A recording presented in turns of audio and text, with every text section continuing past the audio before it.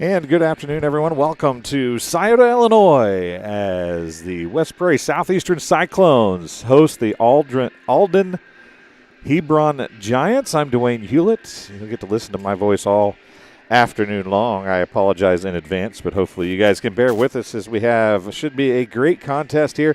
Both teams looking to make the playoffs, and for Hebron and the Giants, it is very important. They need to win both of their last games for a chance to make it to the playoffs. The Cyclones might be able to lose one, but it'd sure make life a whole lot easier if they could get a win and get a win again next week and be 6-3 going into the postseason. The Cyclones are going to start things off with the football. Back deep to receive for the Cyclones is going to be Jesse Johnson, number 22. On to kick for the Giants, number 64, Jesse Armbrust. And here we go, ready to get underway with some I-8FA football here today from Scioto. Nice deep kick down the middle of the field. Johnson's going to pick it up at about the 12-yard line.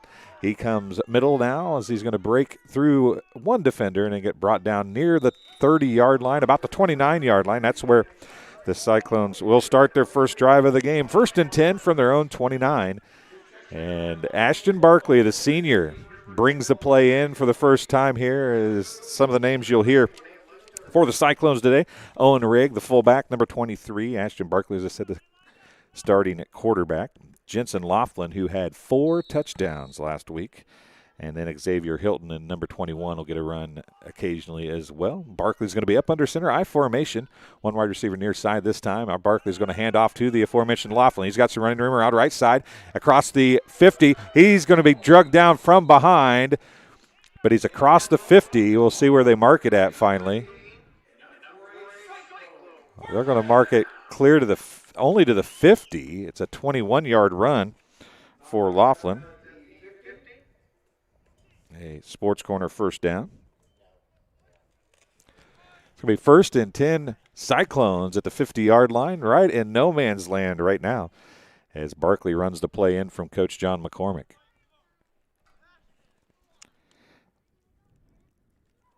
Rana Cole is already jumping in the live chat. Thanks for joining us, Rana. Says, let's go Cyclones, number 22. Jesse Johnson got the return, a nice return on the kick. Here comes Barkley under center. He's going to hand off to the fullback, Owen Rigg, and he's going to be clamped up in a hurry. He's going to fall forward for a couple yards, though. There on the stop, number 77, Braden Wynn for the Giants, but it is about a gain of, actually they're only going to give him a long one. We'll give him 2 for Owen Rigg. It's going to bring up 2nd down and 8.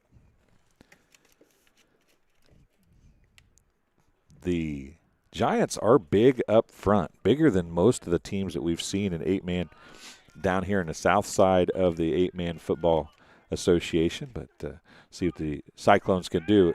Fake handoff to Laughlin. Throw is going to be nearly picked off. Probably should have been picked off by Nick Rappa.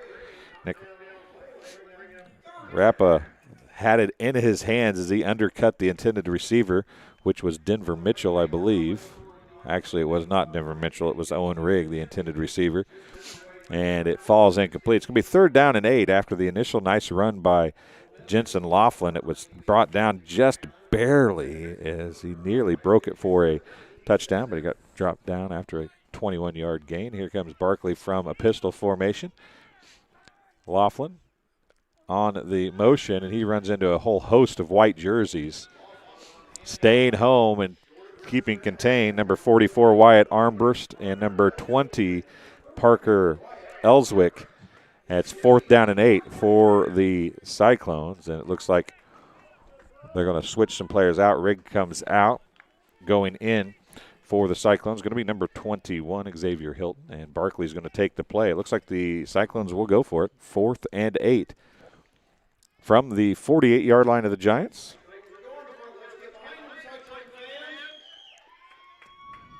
And stacked receivers to the far side. All 3 are over there. Barkley alone in the backfield. Throws the wide receiver screen to Laughlin. White jerseys are there, and he's going to lose a yard or 2. See where they mark it. He's going to lose one, and it'll be a turnover on downs to the Giants. So two passes and -1 yard on 1 of 2 passing for Barkley in the first possession.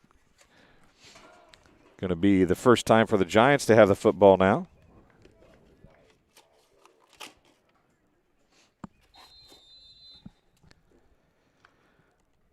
Starting quarterback going to be number 12, Ben Voley. Rappa will be the deep setback. Voley now in motion goes Armbrust. Armbrust is going to get the handoff. He's got tons of running room.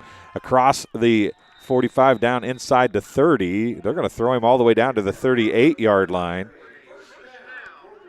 Yep, they're going to take it to the 39. A 12-yard run for Armbrust, the tailback. 12-yard gain, 1st and 10.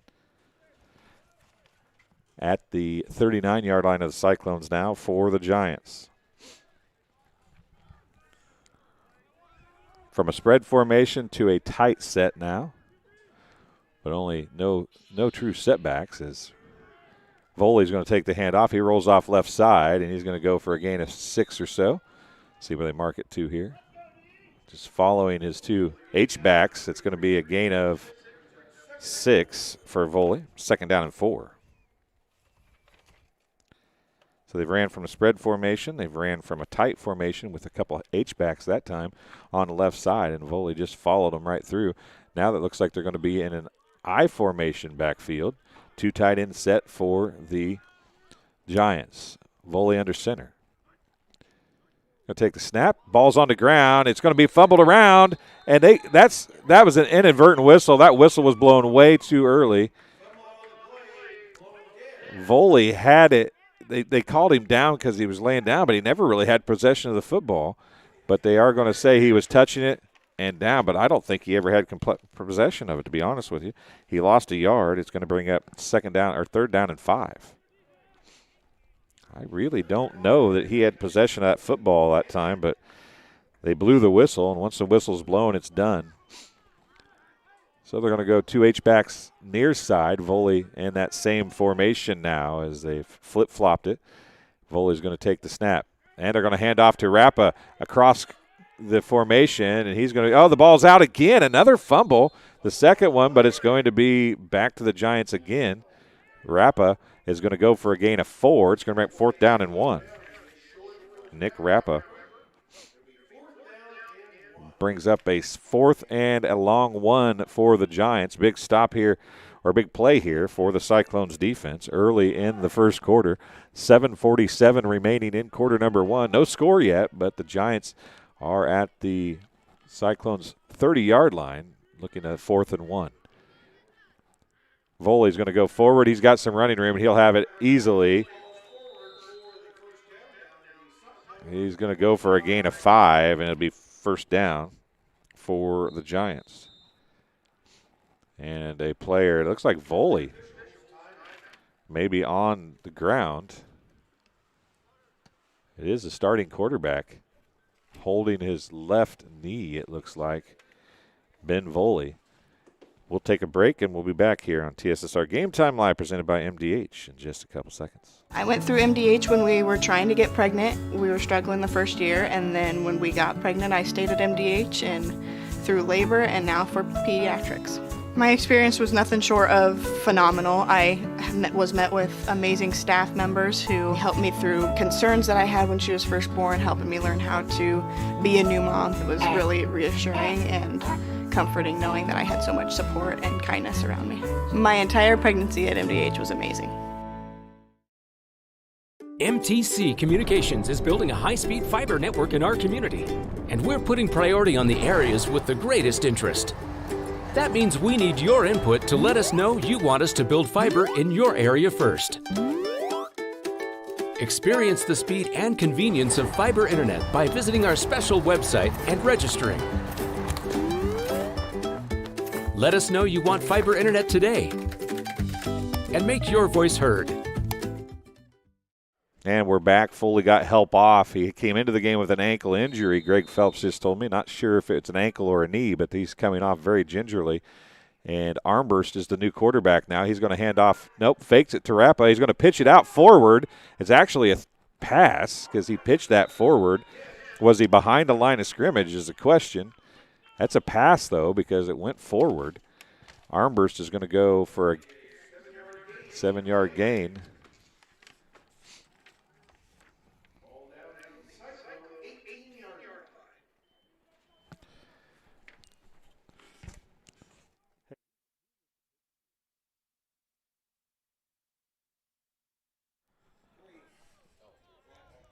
Nick Rappa, the catch.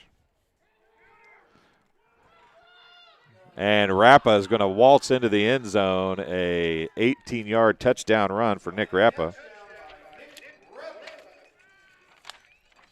So he has a catch and a touchdown run.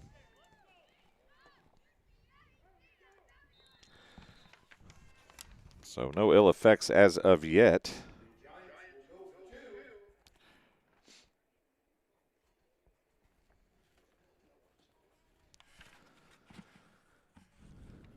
Armbrust still in at quarterback. He's going to take the shotgun snap, going to roll left. I know he's going to throw it. It's going to be incomplete. Back of the end zone, and the 2-point conversion is no good. With 6:41 remaining in the first quarter, the Giants take the lead on an 18-yard run by Nick Rappa. Pass failed, and it is 6-0. Alden-Hebron here from Scioto on TSSR Game Time Live, presented by MDH. We'll take a break, and we'll be right back in just a couple minutes. At Western Illinois University, Leathernecks don't just blend in. Our purple stands out. Our students are innovative, creative, and resilient. At WIU, there's limitless potential, with campuses in Macomb, the Quad Cities, and online. Visit wiu.edu/potential to become a Leatherneck and get an education that stands out. Welcome back to West Prairie High School in Scioto, Illinois, as the Cyclones trail the Giants of Alden-Hebron 6-0. Jesse Johnson's going to be back deep to receive for the Cyclones. Low kick. Xavier Hilton tried to grab it, and it was touched up at the 30. Xavier Hilton stuck a hand up and got a hand on it, and see where it was touched.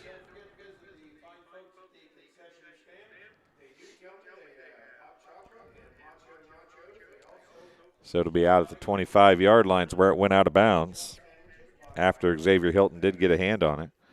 Pastor Tom Spain watching, says let's go Cyclones. Barkley back up under center. His team trailing 6-0 now, 1st and 10 at the 25-yard line. Barkley's going to hand off to Laughlin. He's got some running room around right side, breaks Tucker, cuts back left. He's got a lot of running room. He's at the 40, 45, one man to beat. It's Rappa, and he can't get there. Down the sideline he goes. Jensen Laughlin, 75 yards, and the Cyclones answer just that quickly. Touchdown, West Prairie Southeastern, as Jensen Laughlin goes 75 yards on the opening play of the second drive.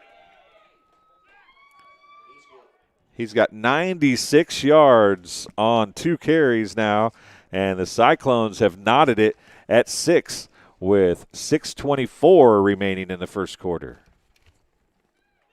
Great cutback for Jensen Laughlin as he now comes on to kick. He's got to be about wore out. The left-footed kicker coming on to try to PAT to give his team a 1-point lead. Kick is up. It might have been partially blocked, but it is good. The kick is good for Laughlin. So Laughlin, a 75-yard touchdown run, and then a PAT to add to it, and the Cyclones lead 7-6.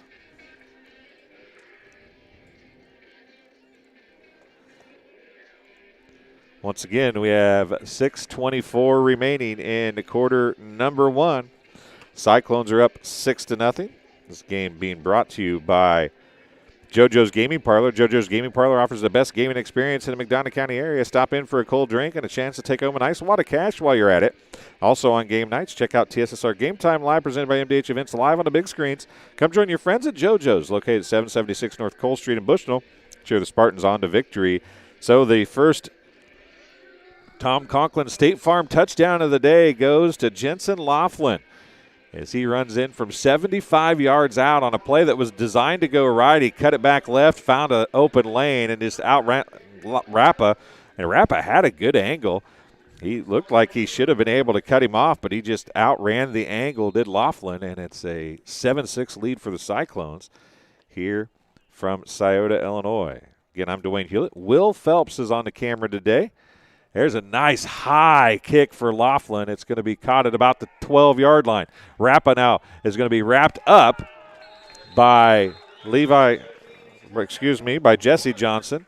And Rappa is going to go out past the 20 to about the 22-yard line. That's where the Giants will take over their second possession of the game.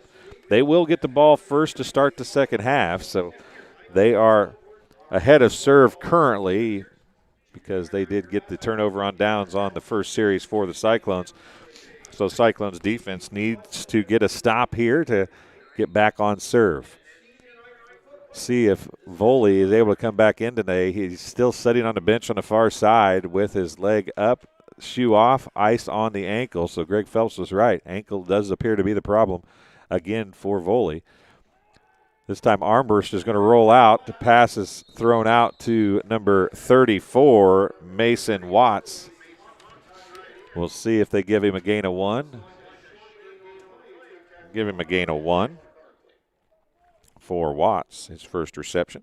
8 yards on 2 pass attempts for Armburst now, and it's 2nd down and 9 for the Giants.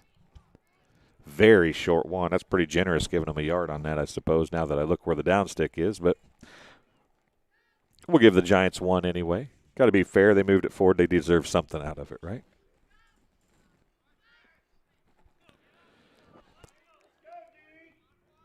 Now a single setback behind Armburst. He's going to keep it, rolls left, and he's going to go for a short gain on the stop for the Cyclones. Looks like number 54, Mikey Kitch on the stop. A gain of 2 for Armburst. 3rd and 7 for the Giants now, deep in their own territory. They're at the 25-yard line. So not real deep, I guess halfway through their territory, but nonetheless, it's a big 3rd down for the Giants offense as well as the Cyclones defense. This could be a big field position switch here if they could get the Giants off the field. They being the Cyclones, of course. Here's Armburst going to take a handoff. It's through. It's picked up off the fumble, and it's going to go recovered by Cam Kramer, and the Cyclones are going to take it deep into Giants territory. It looks to be about the 16-yard line. 1st and 10, Cyclones at the 16 of the Giants after Armburst and Rappa couldn't get together on the handoff. It went up in the air, and Cam Kramer came down with it for the fumble recovery, and it's going to be I formation backfield for the Cyclones. It's going to go up the middle to Owen Rigg, and he's going to go forward for 4 or 5 yards. We'll wait for official. He's going to go for a gain of 4 for Owen Rigg. He's got 6 yards on 2 carries. 2nd and 6 for the Cyclones. Right back to the line they go. Denver Mitchell, the wide out to the near side. Barkley under center. Handoff's going to go to Laughlin. He's going to try to go outside. Now he cuts back inside and goes ends up in between the tackles. So he's going to go for a gain of about 3 or 4 again. And it's going to bring up 3rd down and manageable. So we'll call it a gain of 3. He's at 99 yards. 3rd and 3 for the Cyclones from the 10. Handoff goes to Rigg. He bounces up the middle. He's going to roll forward. He's going to be short, I think. We'll see what He didn't get much more than he needed, but they are going to move it forward. It's going to be first and goal, a 3-yard gain for Owen Rigg. And the Cyclones have it first and goal just outside the 5, called to 6-yard line. I formation backfield behind Barkley. Handoff's going to, the pitch is going to go to Laughlin. He bounces inside. He's going to be wrapped up there. Watts and friends there on the tackle for the Giants. Rappa is there as well. Little to no gain, maybe 1 for Laughlin. We'll give him 1 and to bring up second down and goal from the 5. 100 yards on 4 carries now for Laughlin unofficially. Now, Barkley's going to roll out. He's got Rigg in the flat. Throws to him. It's incomplete. Good coverage by number 20, Parker Ellswick. And it's going to bring up third down and goal from the 5.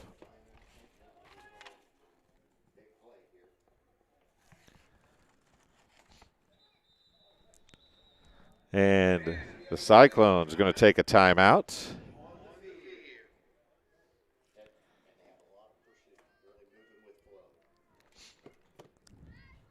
So we'll take a break as well. We'll be back on TSSR Game Time Live, presented by MDH in about 30 seconds. I chose the MDH OBGYN group because I've heard wonderful things about Dr. Smith.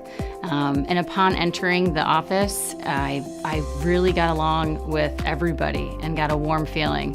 The staff is warm and inviting and welcoming. It's a small community, so it's a really nice hospital to have here in the rural area. I continue to choose MDH because of the relationships I have. I really enjoy everybody here.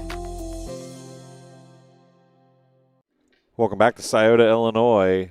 TSSR Game Time Live, presented by MDH. Coverage of the West Prairie Southeastern Cyclones and the Alden-Hebron Giants. Cyclones lead 7-6 and are knocking on the door again. It's third and goal at about the 5 or 6 yard line. And they go back after the timeout. A big play here for the Cyclones, trying to get back on serve as the Giants will have the ball first to start the second half. We're still in first quarter action, 2:55 to go.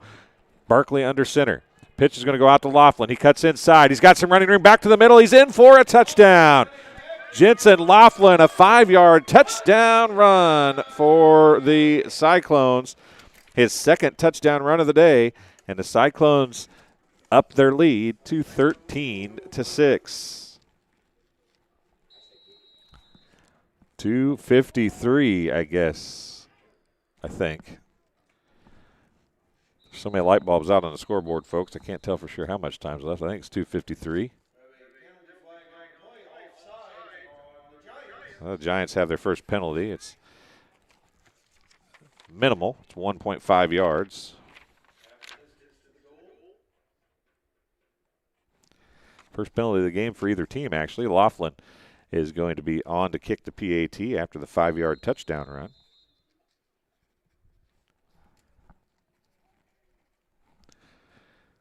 Snap, hold down by Barkley. Kick is up, and it is good.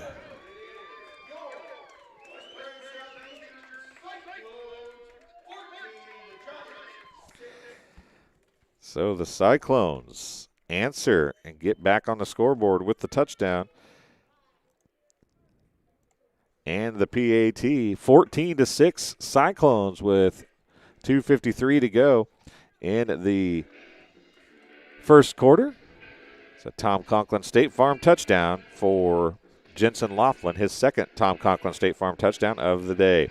Game being brought to you by Barkley Bills Company, a hat brand built on 2 staples, comfort and style. Specializing in snapback trucker-style caps, check out the selection or consider customs to build your business at barkleybillsco.com. Don't let the hat rack fool you. There's always room for one more barkleybillsco.com hat. Wishing good luck to all athletes this season. And M&B Furniture. Bushnell's only furniture store is a mainstay in the community and offers free delivery within 40 miles. For everything you need to furnish your new home or replenish an old one, see the fine folks at M&B Furniture at 481 West Main Street, or find them on Facebook, Instagram, or on the web at www.mnbfurniturinc.com. You can also call 309-772-2111. So, Laughlin the one-man show right now doing it for the Cyclones. On to kick again, and this time it's a squib kick. It's going to be picked up by Armbrust, and he's going to fall forward as he did a good job of picking it up. Jesse Johnson got a hand on him, and he'll get a credit for the tackle. It's going to be 1st and 10 at the 44-yard line for the Giants, who turned it over on their last possession.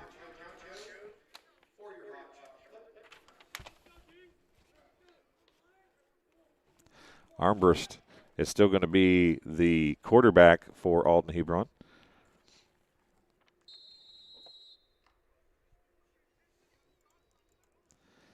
Michael Laughlin says, "Let's go, little bro." He having a game so far. Armbrust fumbles it again, and it falls on it, and Armbrust trying to reach a late handoff to Ellswick, but it falls on the ground, and the 2-yard loss.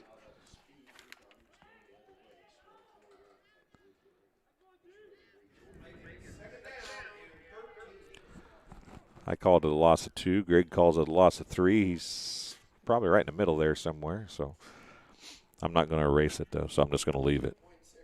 2.65, Greg says, so I guess that makes it 3. We round up. I rounded the wrong way. I apologize. I formation backfield behind Armbrust. 2 tight end set. Handoff's going to go to Ellswick, and he's going to go about back to the original line of scrimmage. Xavier Hilton and Clayton Hunt on the stop. They're going to go for a gain of 1 for Ellswick.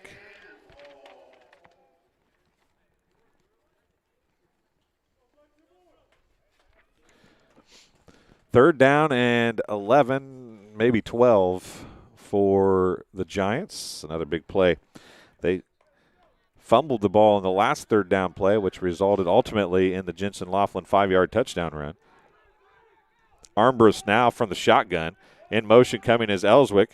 Armbrust is going to throw to the flat to Rappa. He's going to cut back across the field. He's got some running room, but he's going to be brought down at the 50. Stopped on the play by number 25, Aiden Akers. It's right at the 50, a 8-yard pass and completion.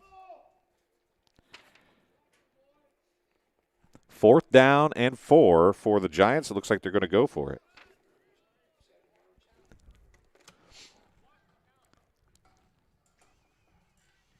Another big play here for the Giants as they trail 14-6 now, and the Cyclones wanting to get things going again. 37 seconds remaining in the first quarter. Clock is running. Armbrust is actually going to punt it. It's nearly blocked. Nobody back to receive for the Cyclones. They're going to roll down inside the 10, near the 5, maybe inside the 5. Ellswick's down there trying to do the whole blowing on it thing like they did in baseball occasionally, trying to wave his hands, trying to make it roll a little deeper. It's going to be 1st and 10 for the Cyclones at the 5 with 22.2 seconds remaining here in quarter number 1. Once again, want to thank Will Phelps on the camera today. Sorry, his first foray into football camera work. He's done some volleyball, does a great job. Hopefully we'll get to have him help us down the road for many years to come here. As Barkley now under center. He's going to hand off to the fullback, and he's going to break a couple tackles. Owen Rigg keeps his feet moving, and he's going to go for a first down. Owen Rigg gets the 11-yard gain, and it's 1st and 10 Cyclones. He broke his string. He had 3 carries for 9 yards. That's going to up that a little bit. 4 carries for 20 now. And it's going to be 1st and 10 at the 16. And the first quarter comes to an end. The Cyclones lead 14-6. They have the ball at their own 16-yard line. We'll take a break and be back on TSSR Game Time Live, presented by MDH, live from Scioto in just a couple minutes.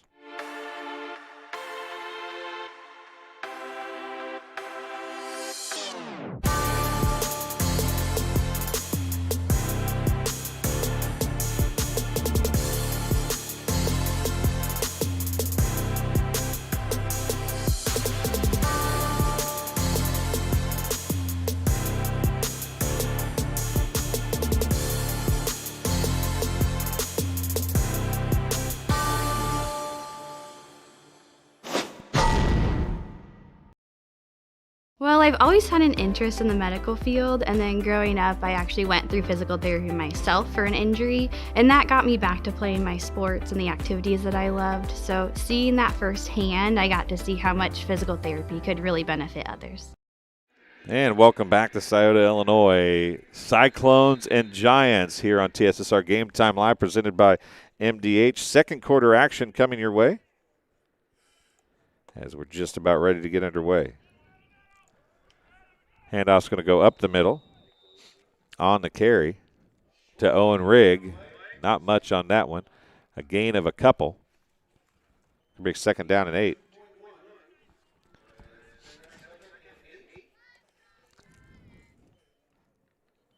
Forgot to take the touchdown off the scoreboard. You folks at home watching, make sure you yell at me. That whole drive had touchdown on it. I apologize. Get it back to right here is Laughlin and Rigg in the I formation. A wide out far side is Denver Mitchell this time.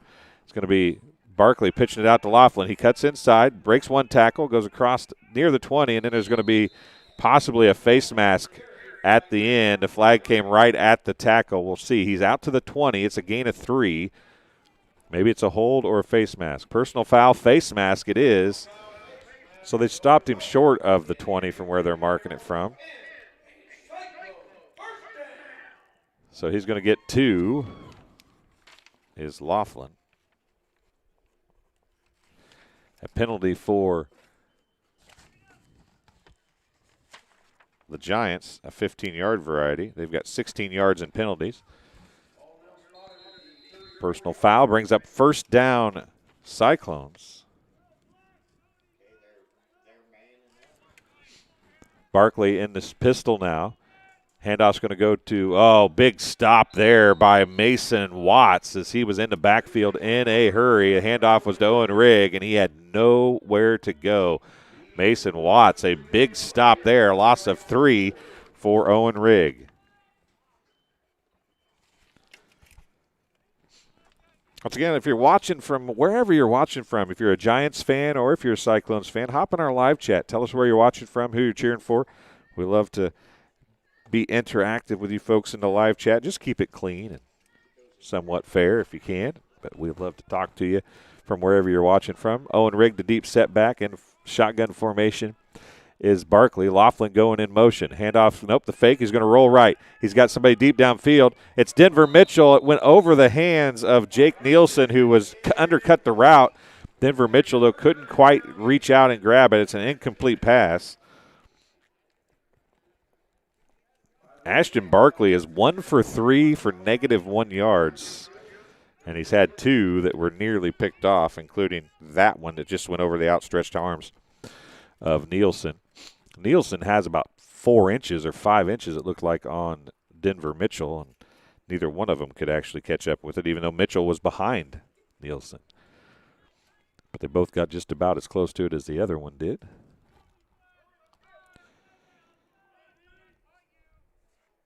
Andre Roberts. And a delay of game penalty going to come for the Cyclones. First penalty of the game for the Cyclones, the 5-yard variety. It's going to bring up third down and 18.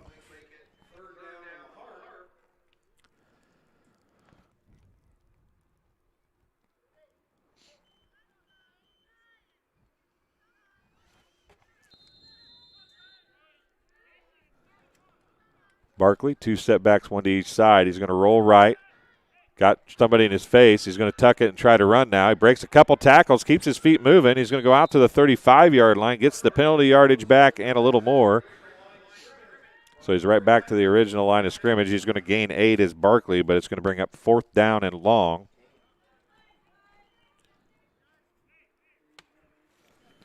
And the Cyclones going to be on to punt. Jensen Laughlin back to punt for the Cyclones. Rappa, is back to, and he was where he normally would be, and he's like, it's over the head of Laughlin. He's got some time. He's going to roll left. Now he's going to come back to the right. He's got, there's a block in the back, I think, and they're going to call this, all this is going to be for naught, I do believe. And there's another flag. There's penalty flags everywhere. There's a couple different penalties on the play. The best thing that could happen for the Cyclones is if they'd happen to be offsetting. We'll see what happens here as they're pointing at everything. Illegal block in the back, Cyclones. It looks like they both might have been the same thing, just different locations.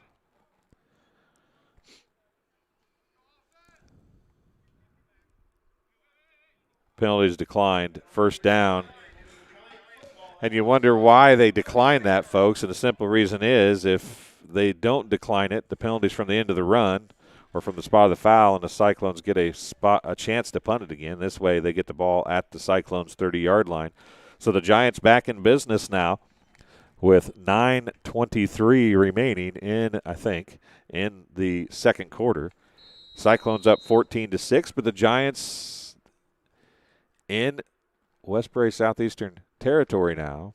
It's Alden-Hebron trying to make something happen. Again, they are playing with their backup quarterback. Armbrust is sitting on the bench on the far side with ice on his ankle. Armbrust under center, going to take the snap, fumbles it again. It's on the ground. He's going to track it down. He's got some time to run. He brings back near side. He gets around a couple people. He's going to make something out of nothing. He's at the 20, 15, 10. He's going to be ran out of bounds finally at about the 5-yard line. See where they mark it here. From the 30 to the 8, we'll call it a 22-yard carry for Armbrust. He's got 26 on 5 carries, a first down. And Armbrust back under center. He's had a hard time holding on to the football at the quarterback slot. We'll see if he's able to. And then the Cyclones are going to jump off sides on the hard count. It'll be half the distance to the goal. First down and goal from about the 4.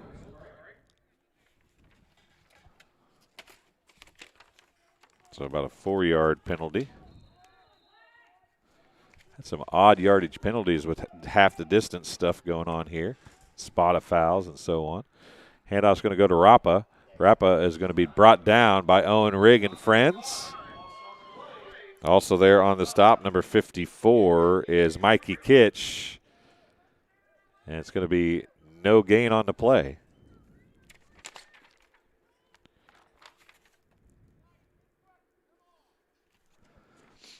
Second down and goal from about the 4 or 5 yard line for the Giants.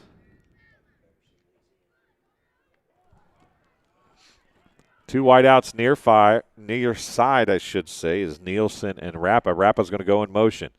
He's going to fake the snap was on the ground. Armbrust is going to pick it up, roll forward.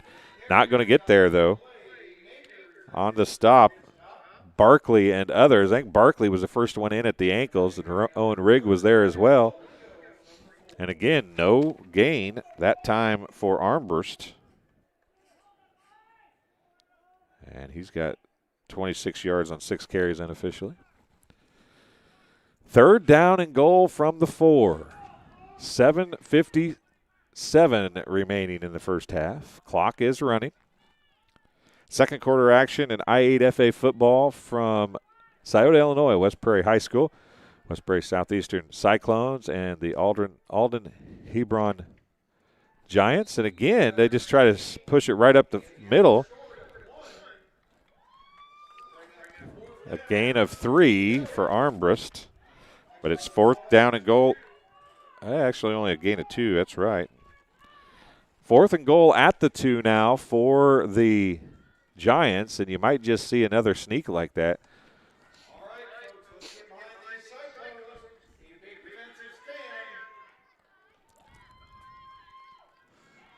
Nice brisk Saturday afternoon here in Scioto, Illinois.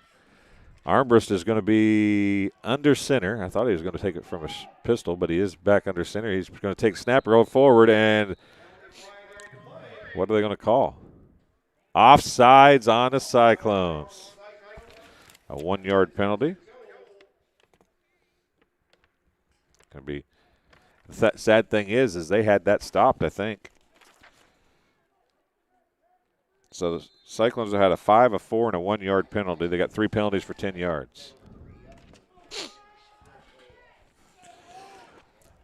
I would suspect that you're not going to see anything different here, as Armbrust probably just going to take this under center.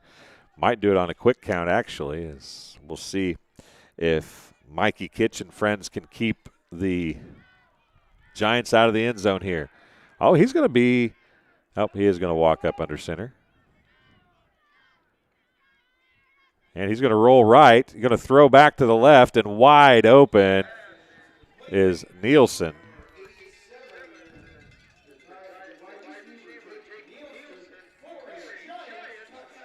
One-yard touchdown pass with 6:24 remaining in the second quarter. 44-87, one-yard TD pass. They'll go for two to try to tie it here.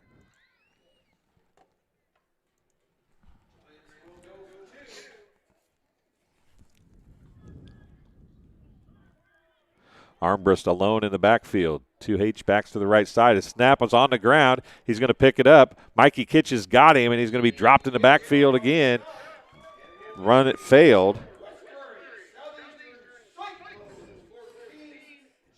14-12. Cyclones hold on to the 2-point advantage. We'll take a break. Actually, we'll keep it here. We'll tell you this game being brought to you by McDonough District Hospital. McDonough District Hospital and MDH Rehabilitation Center, with locations in Bushnell and Macomb, provide athletic trainers who give expert help to area student athletes in the prevention, care, and rehabilitation of all athletic injuries. Learn more at mdh.org. McDonough District Hospital, more than hospital care, a hospital caring.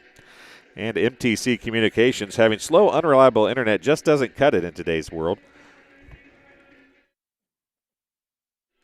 MTC Communications offers lightning-fast, reliable fiber internet, video, camera, and phone systems to the McDonough, Henderson, and Hancock County areas, and is expanding quickly. Visit mtc.crowdfiber.com. That's crowdfiber, C-R-O-W-D, fiber.com, to check your availability.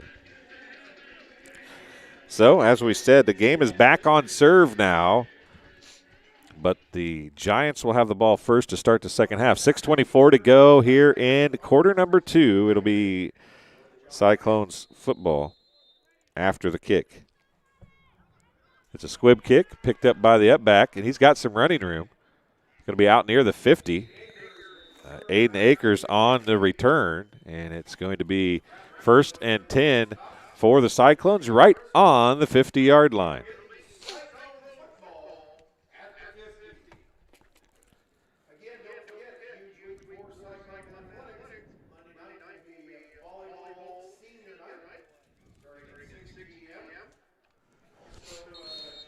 If you have not done so, subscribe to our YouTube channel, Hulett PubliPro LLC YouTube channel. You'll see today, if you do that, here in our area is the state cornhusking competition. And down, Barkley's looking wide open as Denver Mitchell, and it's going to be a 50-yard touchdown pass. Ashton Barkley to Denver Mitchell, and they're going to go for one. Barkley connects with Denver Mitchell, and he was wide open for the touchdown for the Cyclones.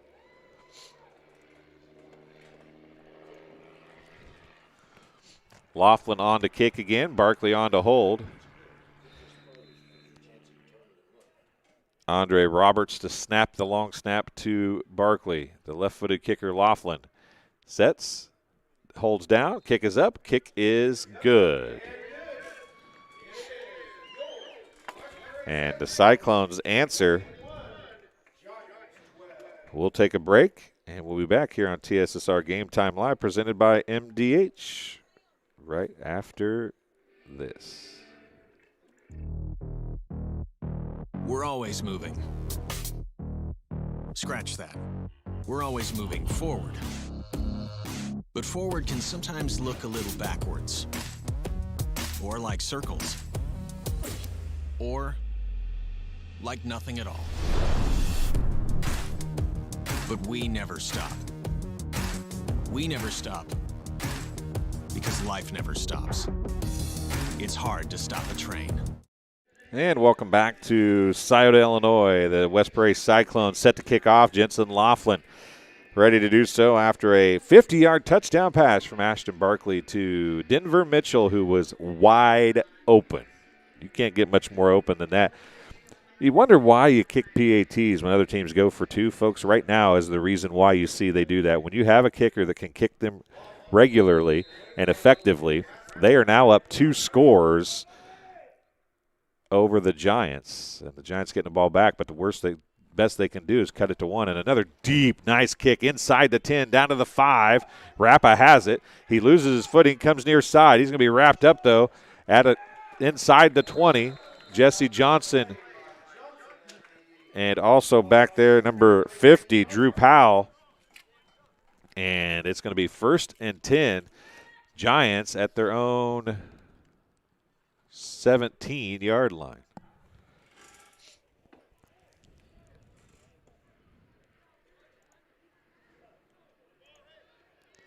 Ronna Cole still with us. Thanks for watching, Ronna. Appreciate it. Again, if you're watching from wherever you're watching from, tell us where you're watching from and who you're cheering for. Love to have the live chat open. The cool thing is that live chat stays. The kids go back and watch. They can see who was cheering for them and who was watching them. Armbrust under center. I formation backfield. Wide's near and far. Handoff's going to go to the fullback. It is number 34, Mason Watts, who's listed as the tight end. He's going to go for a gain of about, we'll give him 3.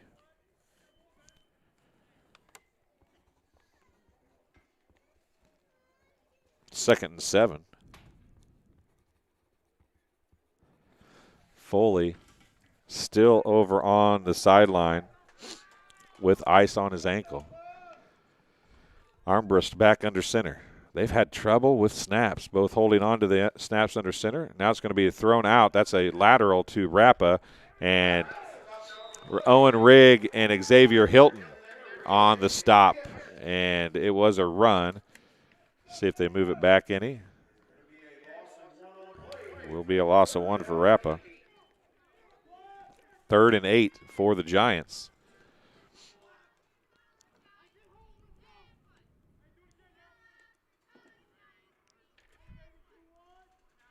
Big defensive stop there for Owen Rigg and Xavier Hilton.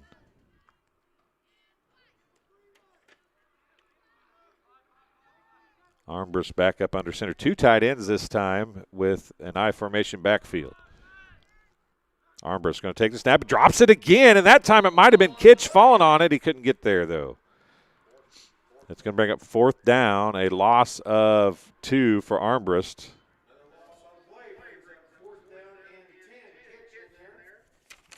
He has fumbled a numerous amount of snaps. Should have kept track of fumbles because it's been a bunch, really, for both teams have had some problems with it. Snaps over their heads, not holding on to the ball. But at any rate, Ronna's watching from Plymouth. Jesse Johnson is her son. Well, Ronna, we appreciate you joining us greatly.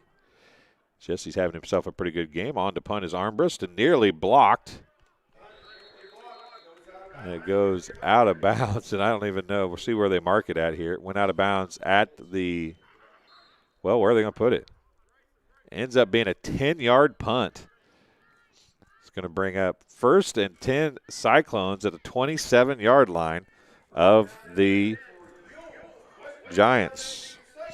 They had a 1-play drive, if you can call it that, on the last series as they went 50 yards in 1 play on a connection from Ashton Barkley to Denver Mitchell, as Mitchell literally was 15 yards away from the nearest defender. Mitchell's going to come out near side again this time. I formation backfield behind Barkley under center. 1 tight end far side. Handoff's going to go up the middle to Rigg. He lowers his head and he rolls forward.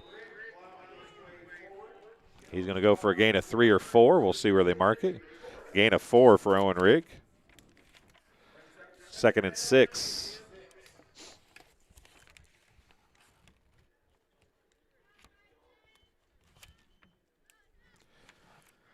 Second down and 6 at about the 30 or 24-yard line.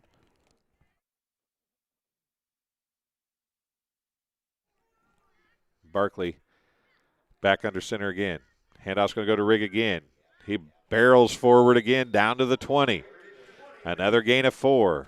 Well, maybe 3 that time. I'm going to give him 3 that time. 3rd and 3, 26 yards on 8 carries.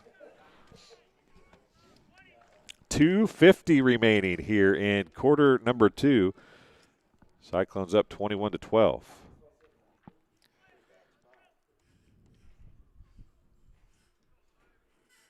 Mitchell again out wide to the near side. I formation backfield. Laughlin to deep back.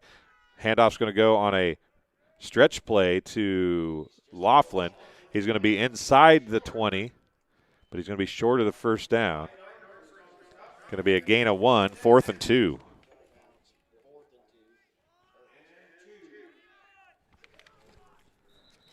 And a timeout's going to be called by the Cyclones.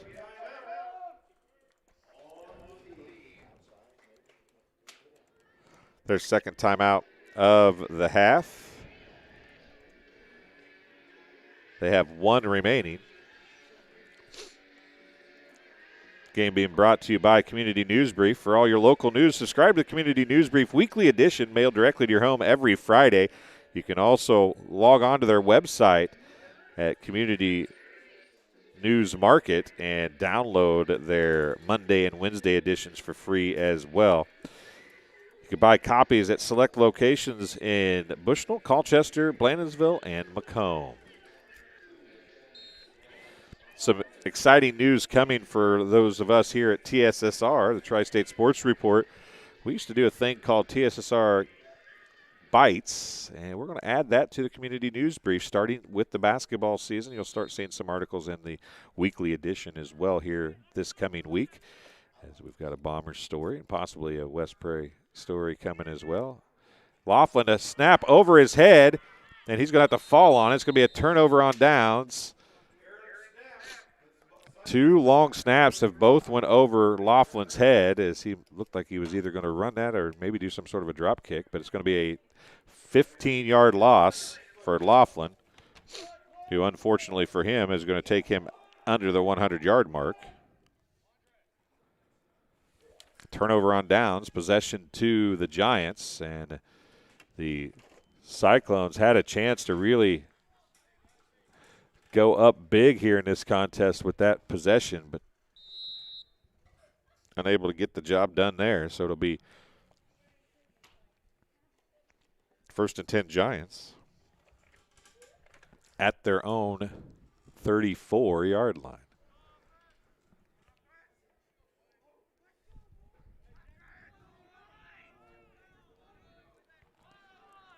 Four defense, it looks like there for the Cyclones. In motion comes Rappa. Armbrust is just going to keep it and run. He's going to be brought down by Xavier Hilton, thrown out of bounds, but it's going to be, see where they mark it. It could be as far as the 40, but I think they're going to bring it back to about the 38. It's going to be a gain of 4, 2nd down and 6. 30 yards on 9 carries for Armbrust. Clock is running, 2 minutes remaining. 2 minutes remaining here in the first half. Armbrust brings the clay in. They do get the ball, do the Giants, to start the second half, but they are down by 2 possessions. It's going to take at least 2 scores to get the lead here, as they're down by 9, 21-12, thanks to 3 PATs from Jensen Laughlin. Armbrust is going to just take it and run right side. He's got some running room around the right side. Laughlin's going to push him out of bounds, but it's going to be a first down. Out past the 45 to the 46, a gain of 8, and it's 1st and 10 for the Giants. Keeping it simple now are the Giants, just getting it in the hands of Armbrust, making sure you get the snap and then run left, run right, and see what you can make happen.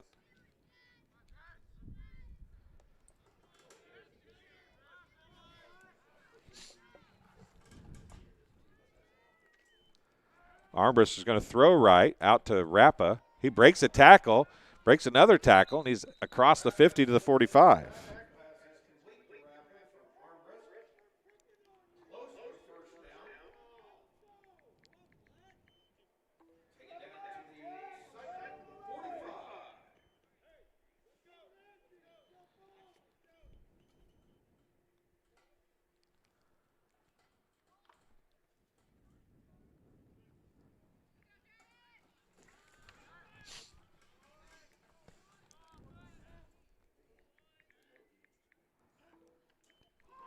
Ball's on the ground, and it's going to be Owen Rigg falling on it.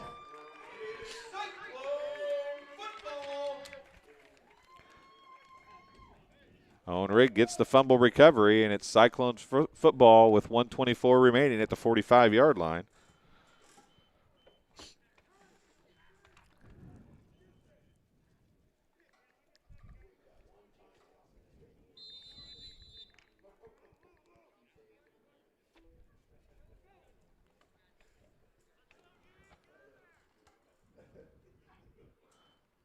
Barkley back to pass. He's going to go to Mitchell, crossing out, and he overthrows. Nielsen's there in coverage, incomplete. Clock stops with 1:17.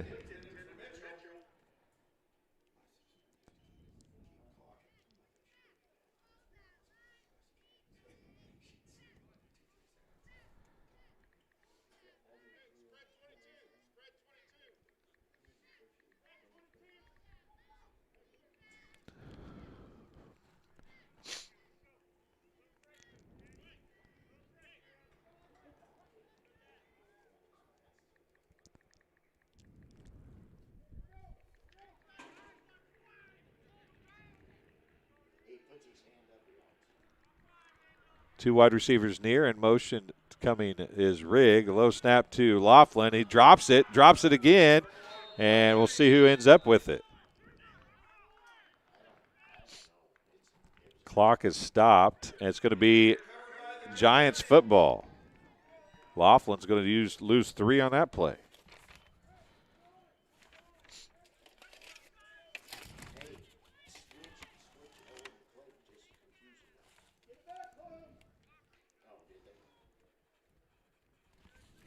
He's lost 18 yards in the last 2 plays for Laughlin.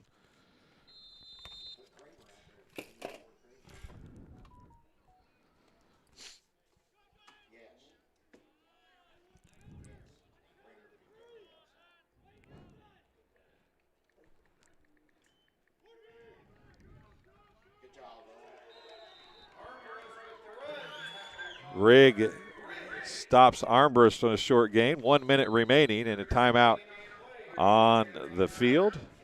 We'll take a break as well. We'll be back here with the final minute of the first half on TSSR Game Time Live, presented by MDH.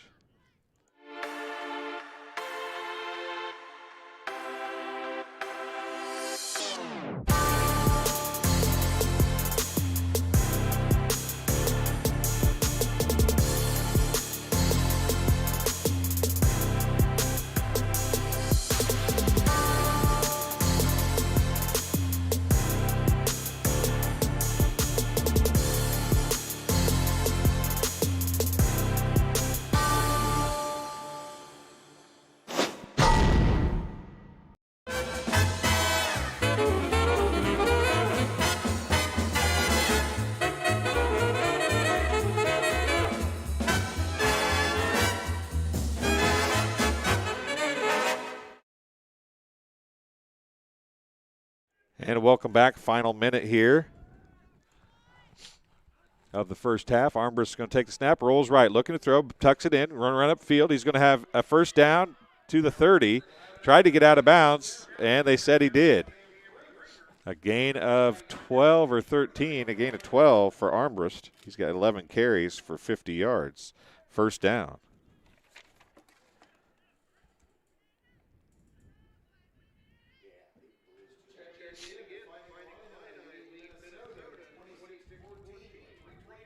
.53 seconds remaining here. Armbrust's going to take the snap again. A big series for the Giants so they can make something happen here. He's going to look to throw. He's going to throw it down. He's got Nielsen open, and Laughlin can't make the stop, and it's going to be a touchdown from the 30-yard line, a 30-yard touchdown pass with 45.1 seconds remaining in the first half.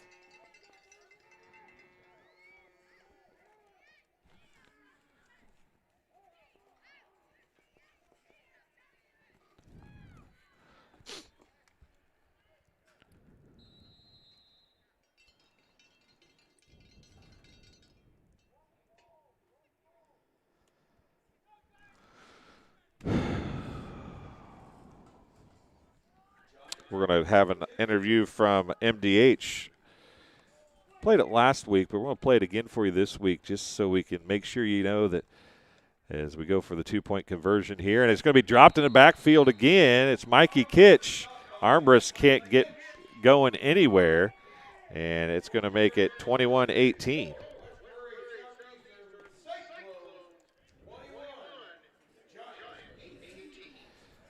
It'll be 45.1 seconds remaining.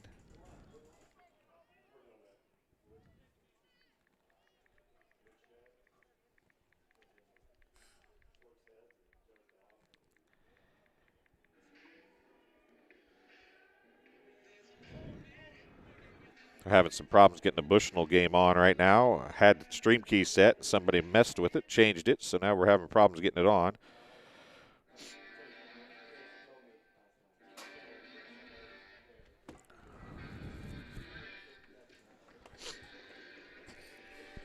So at the break, we'll try to fix that here as soon as I can get that taken care of.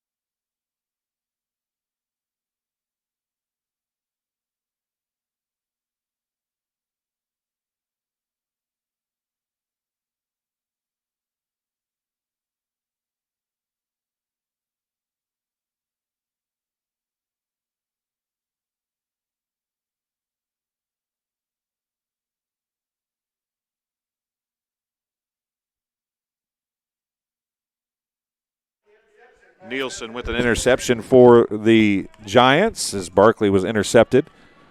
And the Giants, with 33 seconds left, have a chance to make something happen here. As they now are back on serve, as we talked about, a big part. They're trailed by 3, but they get the ball first in the second half, and Armbrust is back under center.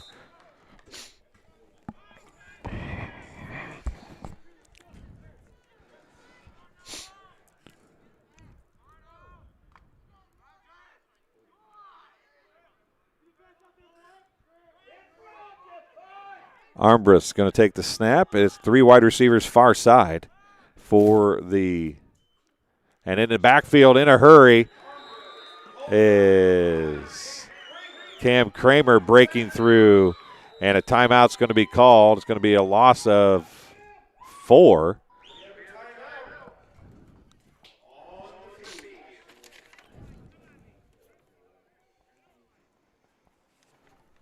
Timeout. We'll take a break as well. We'll be right back here on TSSR Game Time Live, presented by MDH, right after this. I went through MDH when we were trying to get pregnant. We were struggling the first year, and then when we got pregnant, I stayed at MDH and through labor and now for pediatrics. My experience was nothing short of phenomenal. I was met with amazing staff members who helped me through concerns that I had when she was first born, helping me learn how to be a new mom. It was really reassuring and comforting knowing that I had so much support and kindness around me. My entire pregnancy at MDH was amazing.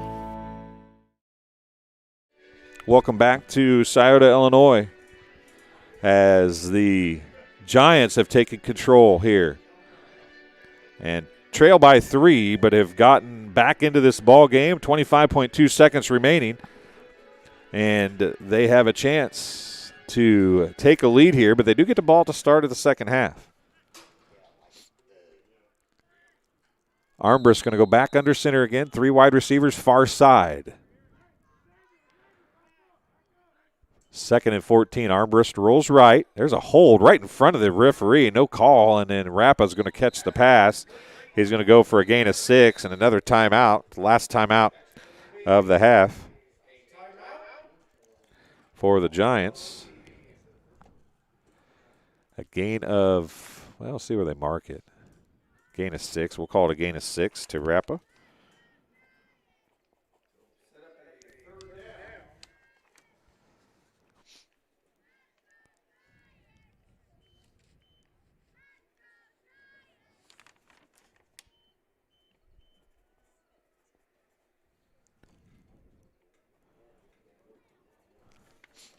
Third down and 8 coming for the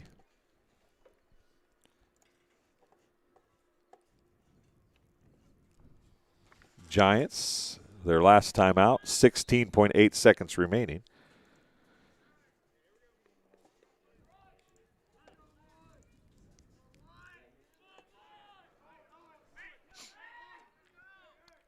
Wides are near side now. Watts and friends are out here. Nielsen's the nearest to the camera.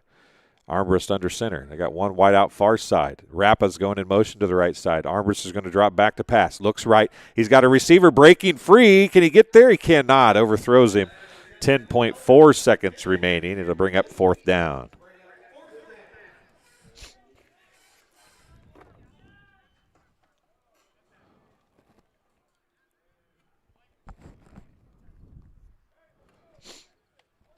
Fourth and 8.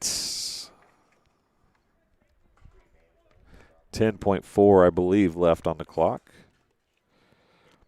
Dave Hunt is watching as well from the field. He's Clayton's grandpa. Dave, thanks for joining us. Hopefully you're being safe out there. It's that time of the year. All the farmers in the area in the field. Armbrust is back to punt now. Takes a couple hops, skips, and punts it out of bounds. 4.9 seconds remaining. This has been the longest last minute of a quarter that I've seen in a long, long time. 1st and 10, Cyclones at their own 30-yard line.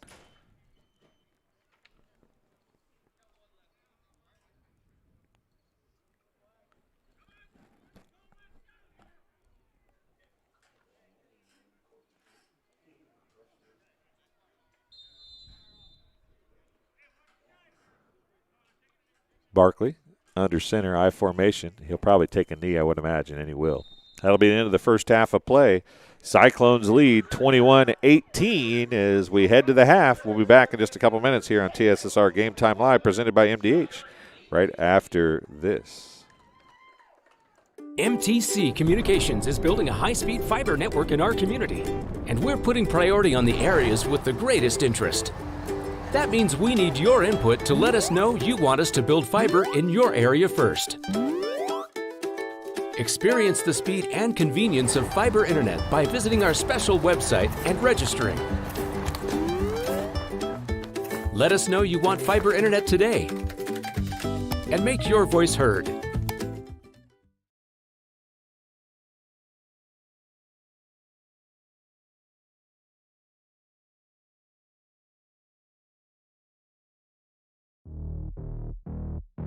We're always moving. Scratch that. We're always moving forward. But forward can sometimes look a little backwards. Or like circles. Or like nothing at all. But we never stop. We never stop because life never stops. It's hard to stop a train. I couldn't ask for a better agent, for a better company in a disaster where you have no idea where to start. I learned that there's not a given in life. It takes a team. There's people that are going to watch out for us and they care. It's been pretty stressful. Once we saw Lori and got our plan, it's like a huge weight lifted.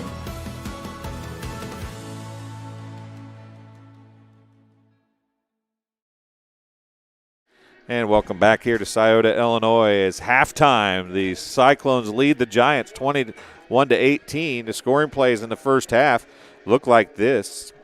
The Giants scored first on a Rappa 18-yard run. The pass failed. It was 6-0 with 6:41 to go. 6:24 to go. Jensen Laughlin scampered in from 75 yards out and got the PAT to make it 7-6 Cyclones with 6:24 remaining.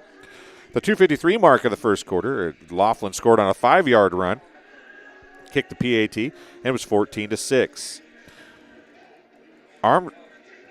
Armbrust connected with Nielsen for a 1-yard pass at the 6:24 mark of the second quarter. It was 14-12 after the failed run attempt. Then it was a 50-yard pass on the next play from Ashton Barkley to Denver Mitchell. The PAT was good with 6:06 remaining in the first half. It was 21-12 Cyclones. With 45.1 seconds left, Armbrust connected with Nielsen again, this time on a 30-yard pass. The run failed again, and it was the final halftime score of 21-18. So that's how we stand right now here at the half at Scioto. I was telling you a little bit there momentarily a few minutes ago about the opportunities available at MDH. We played this interview at halftime last year. Ms. Foster talked to us about the things that are available for people who are going to school, whether it be high school or college, or just interested in seeing if they want to be involved in the medical field as a nurse or in one capacity or another. And so we had a chance to talk to her and find out more about what was going on, and we'll let you hear that now. We hope that you guys can enjoy this and maybe find your next career at MDH. All right, welcome back. We're here now with Wanda Foster, the Vice President of Nursing and Clinical Administration. Is that correct? That's correct, yes. Well, what we're going to talk about today is some of the opportunities that are available at MDH for students, whether they be high school students, Spoon River College students, or Western students. MDH has a lot of opportunities to be involved and to learn, right? We absolutely do. And we look so forward to having students here. We are a clinical site for Western Illinois University and their bachelor's program for nursing, as well as for Spoon River College nursing students and others that are doing some independent study. We welcome students, and we also encourage high school students. If you would like to learn more about nursing, we would love to meet with you. And there are opportunities at the hospital also where they can apply for jobs here, for positions. So we work closely with our nursing students, and we hope to recruit them and attract them and want to come back. I know that publicly there's been a shortcoming or a shortage of nurses, right? And I know that every hospital and every nursing home and every clinical place period is searching for nurses. So how important is it for MDH to have these groups work with them, whether it be MDH or be Spoon River College or whatever the case may be? How important is it for MDH to then recruit those nurses to stay here and work as a profession? It's very important. We want nursing students to feel very comfortable here, to enjoy their clinical experience and their opportunities here. And then we want them to feel very comfortable, to give them a good orientation. We hire new graduates, of course, into our acute care area as well as the intensive care unit. We hire new graduates in the emergency room, in home health and hospice, in our OB department, and our surgery department. These are all areas that new graduates can come into. We certainly give them a robust orientation. No one starts on their own until they feel completely ready. They have a mentor certainly with them, and we want to give them the best start for success that we can. And then there are many areas of specialty they can choose to go into. Nursing is a very unique field. You can work full-time, you can work part-time if you need to take time off for some reason. It's a field that you can kind of step into a little bit more than maybe some other fields in healthcare. We also have scholarships available through our auxiliary, through the hospital, and then once someone is an employee here, we do have some tuition reimbursement. So we will certainly help with that. And going back to the scholarships and the shortages that are across the board, not necessarily at MDH, but everywhere. Right? So everywhere. This is a profession that you can make a good living at, and be pretty sure to have a job, right? So Absolutely. this is a profession that high schoolers that are playing these sporting events or high schoolers that are watching these sporting events should consider, I would imagine. Yes, very much so. You will always be assured to have a job, a career in nursing. I hate to call it just a job because you really want someone on that career path who has that passion for caring for people, for providing nursing care.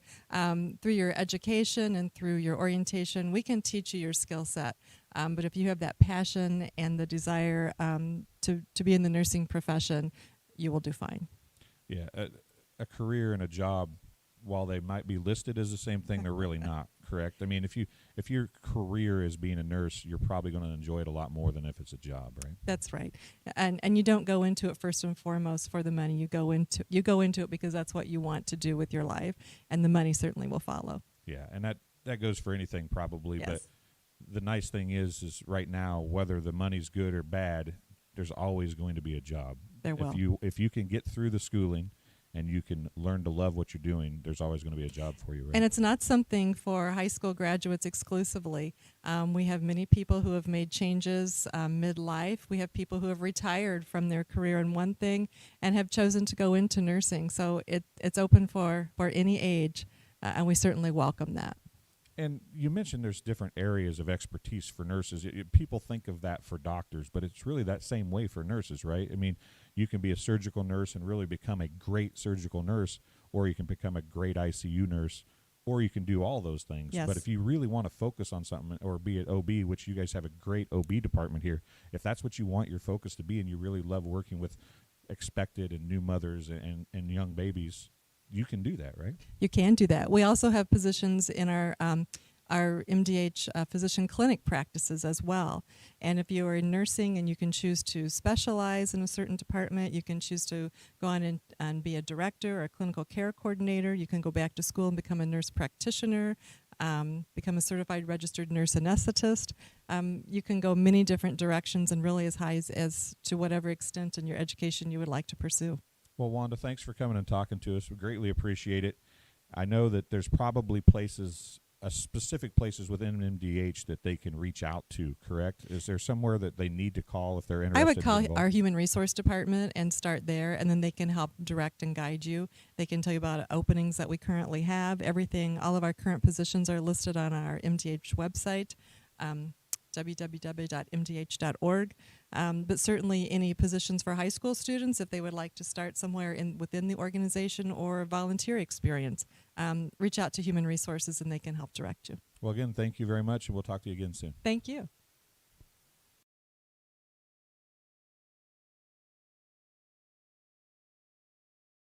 At Western Illinois University, leathernecks don't just blend in.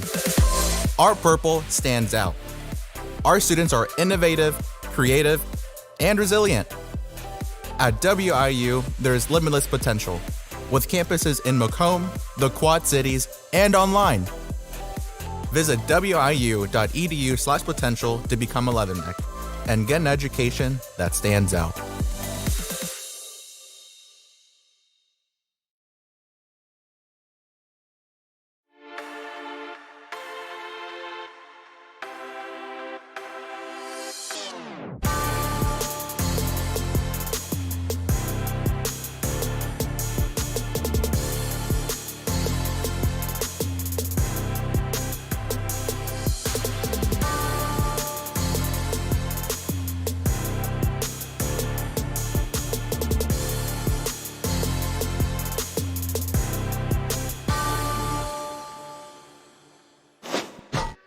And welcome back to Scioto, Illinois, as we are getting close to being ready for the second half. Actually, we're about 7 minutes away, I would imagine, as the Cyclones are stretching already.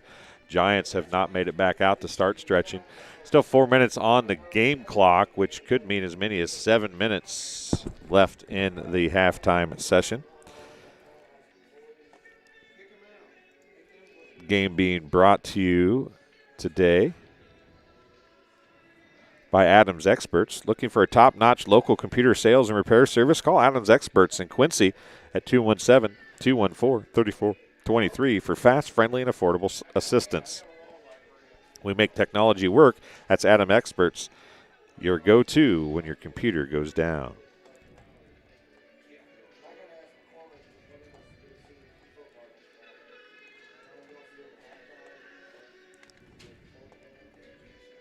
So some stats here for the first half. Unofficial, of course, Nick Rappa. Rappa has 5 carries for 29 yards. Ben Voley, who went out early in this contest, had 3 carries for 10 yards. He got injured on his last.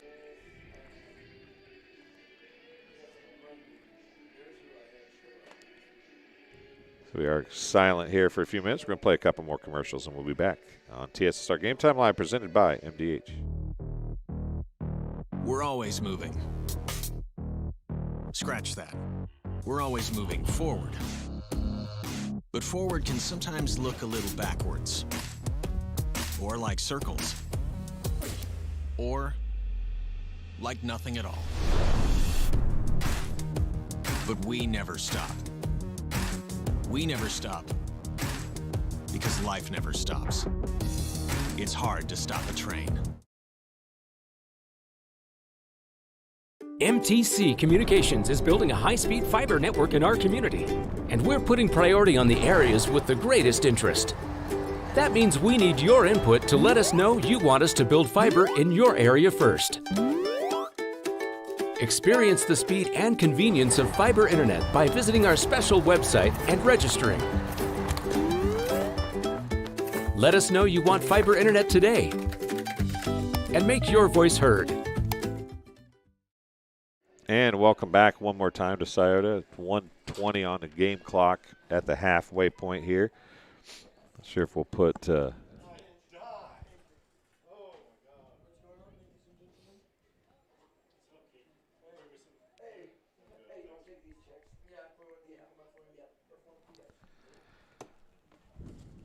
One minute remaining. See if they put 3 minutes back on the clock for the warm-up period. They may or may not. Both teams have been out here for a little bit.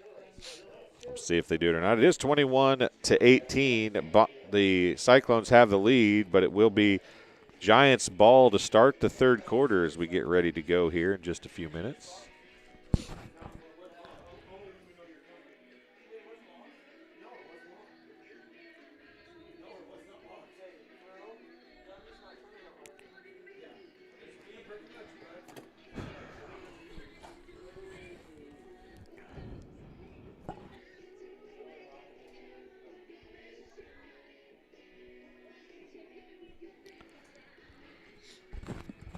One of the cool things going on in the area this weekend is the state and national cornhusking competition on the Jerry Lewis farm just southeast of Good Hope. We'll be broadcasting that event tomorrow. We have some live broadcasting of it today as well, but we've taken a lot of video today. We'll have some more of that on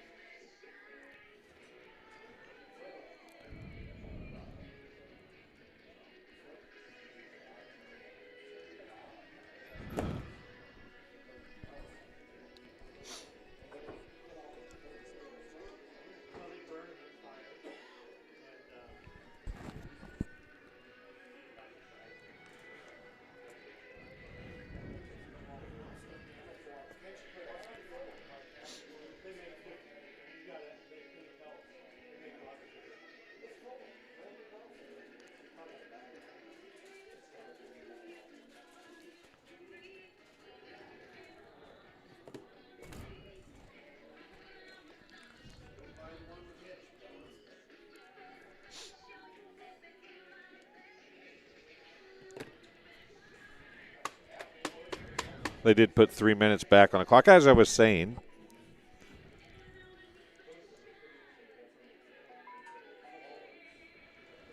There's the National Cornhusking Competition. Hand cornhusking is tomorrow out at the Jerry Lewis Farm. Go out there and check it out. If you can't check it out, we'll have live coverage of it on TSSR Game Time Live, presented by MDH on our Hulett PubliPro LLC YouTube channel.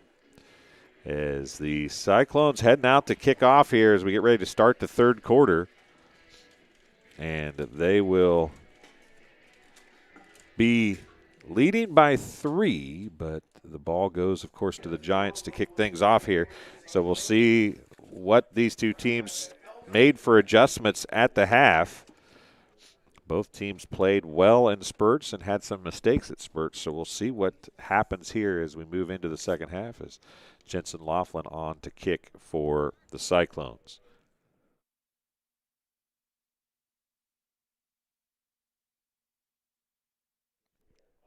Minor technicalities. I guess you need a football. They couldn't find the right game ball for the Cyclones to kick, but Laughlin's got one now, and we're ready to go. Excuse me.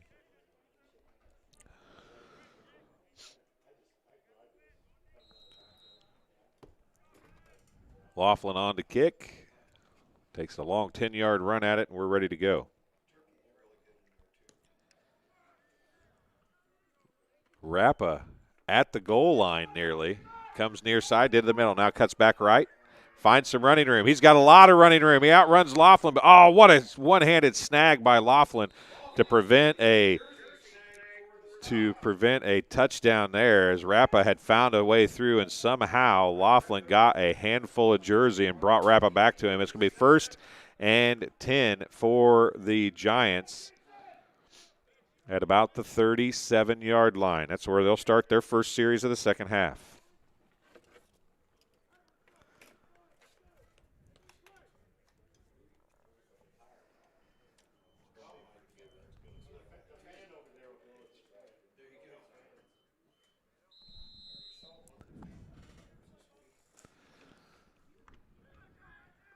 So very long time here between the kickoff and the play. I don't know, no signal yet, but sure seemed like it was an awful long time. Now they're looking at his watch finally, but man, that was a long 30 seconds. And again, the ball's fumbled, and Armbrust picks it up again, and again he's got some running room, and a hold or a flag's going to be brought down, and Barkley is hobbled at about the 50-yard line. But it's going to be brought back. It is a hold on number 34, I believe. Watts is who they signaled. And Armbrust will get an 8-yard gain, and it'll be a 10-yard from the spot of the foul. It's going to be 1st down and 12. 1st down and 12 after the penalty, an 8-yard gain and a 10-yard penalty.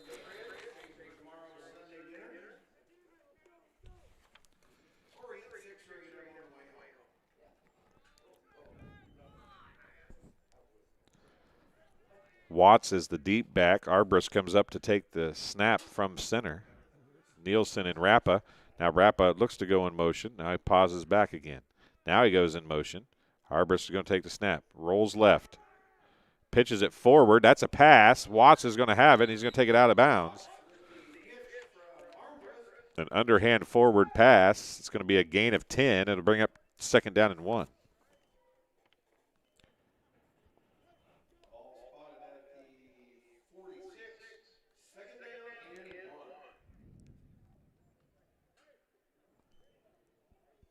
Two catches for 11 yards from Mason Watts now, and it's 2nd and 1. Giants at the 46-yard line.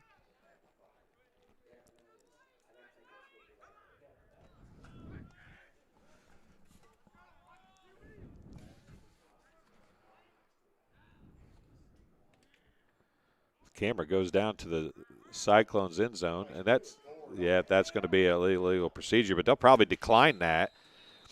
I think that's a declinable penalty. If it is, they'll probably decline it and take the down. He lost 5 anyway, or 3 or 4. Illegal shift. It could be 2nd and about 6 or 3rd and 4 or 5. We'll see what they decide to do here. I think I'd decline the penalty and do the 3rd and 4.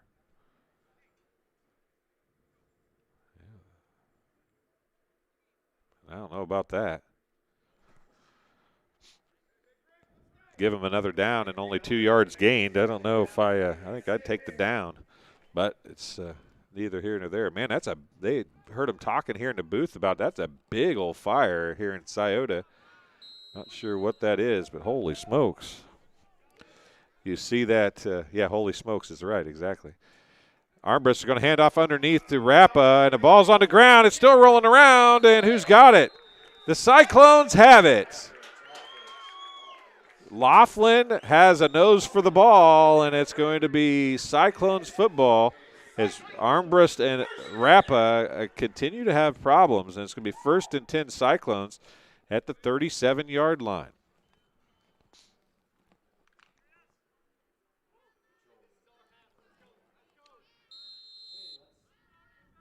If they get into the end zone, you'll be able to see that smoke down there at the right end. Owen Rigg rolls forward. He's going to get a gain of about 2.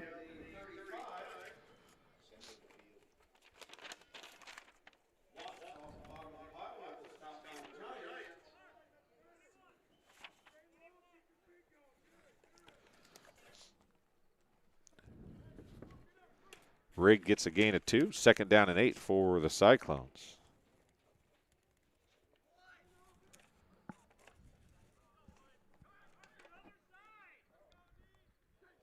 Barkley, handoff to Laughlin. He's wrapped up by Watts. No gain on the play.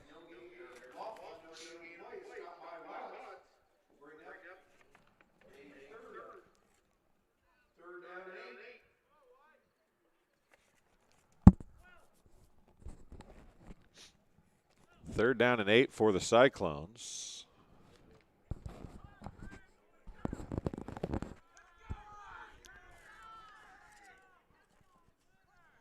Barkley under center. Pitch is going to go out to Laughlin. Trying to round a corner. Cuts it upfield. Going to go for a gain of 2 or 3, but it's going to be 4th down. See where they mark it. They're going to take it out to the 48. Just a gain of 2. 4th and 6 for the Cyclones from the 33-yard line. Clock running, 3rd quarter, 9:42 remaining in the 3rd quarter. Not real sure what's burning over there, but that can't be legal.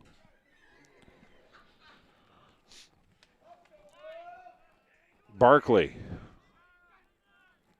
rolls right. Watts is there. He's going to roll the corner. He's got tons of running room. 25, 20, 15, spin move, 10, 5, and knocked out of bounds. 1st down, Cyclones.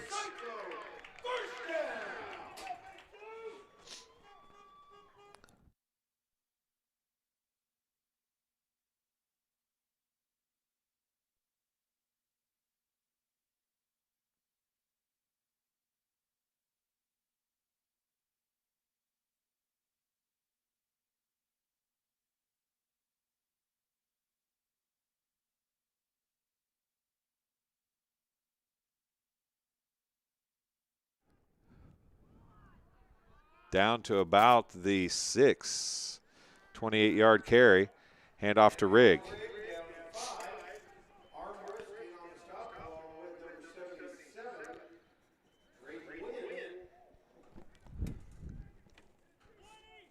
I think you might have saw the smoke there momentarily as we are seeing all kinds of craziness here. And ball carrier Laughlin, he's going to be dropped for a loss to bring up 3rd down and goal. Loss of 3.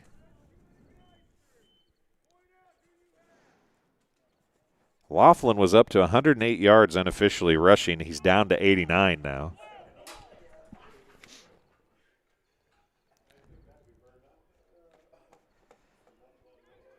There's the smoke. Barkley, 3rd down. Laughlin in motion. Fakes the handoff, rolls right, throws it into the corner of the end zone, and Nielsen had the interception and dropped it. 4th down, and probably a field goal opportunity coming here possibly for the Cyclones. 4th and goal from the 9-yard line.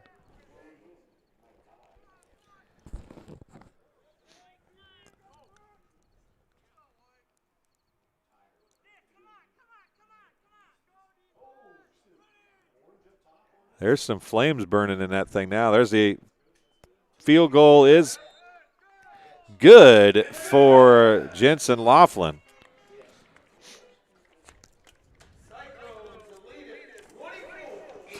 (24-18) after the Laughlin field goal. Is that 8:06 or 8:08? How much time's left?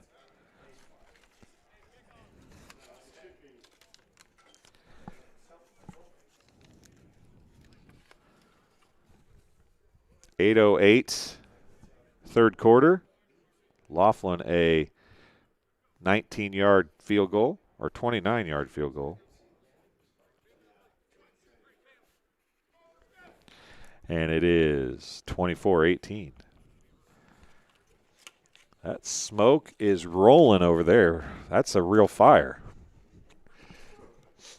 I'm pretty sure if I lit that at my house, I'd have cops there by now. Yeah.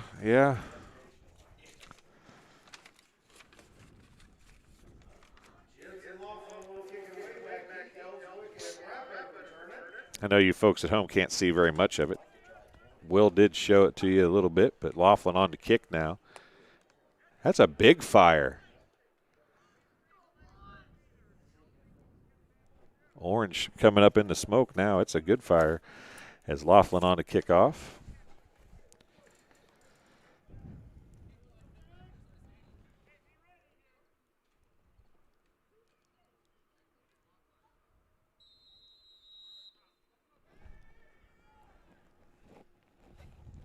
Slowly, finally, here comes the kick. Low line drive kick this time. It's going to be Ellswick kicking it around, finally picks it up, and he's going to go to about the 20-yard line, and that's where the Giants will stop. Jesse Johnson and friends there for the stop. Also, number 15, Ben Wren, and Aiden Horn there as well.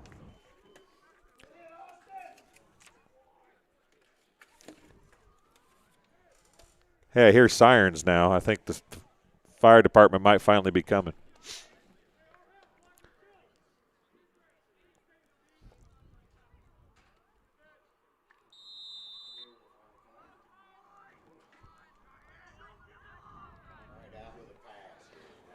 '83, Joe Bob White clear over to the far side. Armbrust going to take the. He's going to roll out. He's going to go out past the 22, maybe to the 23 as Good Hope Scioto Fire Department rolls to the fire finally here. 2-yard gain for Armbrust. It's going to bring up 2nd down and 8. He's got 15 carries for 50 yards.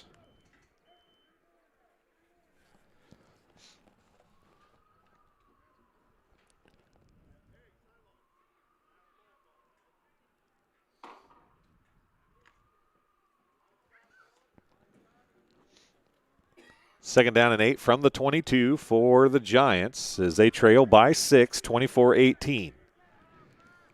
Armbrust back under center. Handoff inside to Rappa. Rappa's out past the 25 to the 26. Big hit there by Ashton Barkley. Rappa gets the 26, 4-yard gain. Yeah, actually, he's only going to move it back closer to the 25. We'll give him 3 for Rappa. It's 3rd down and 5.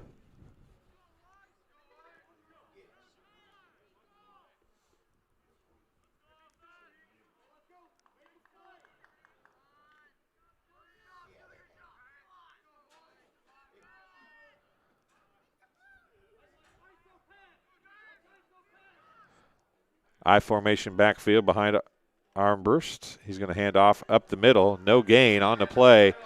First man there, Owen Rigg. It was Rappa on the carry. No gain. 4th down and 5 for the Giants.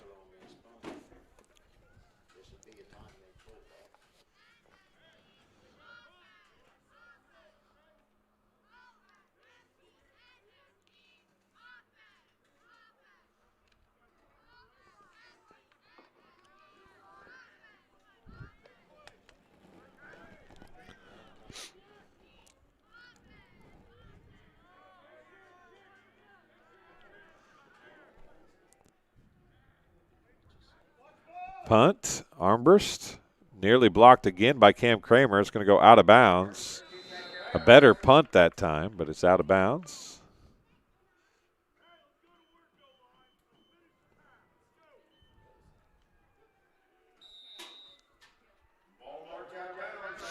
It's going to be 1st and 10 Cyclones at the 45-yard line of the Giants.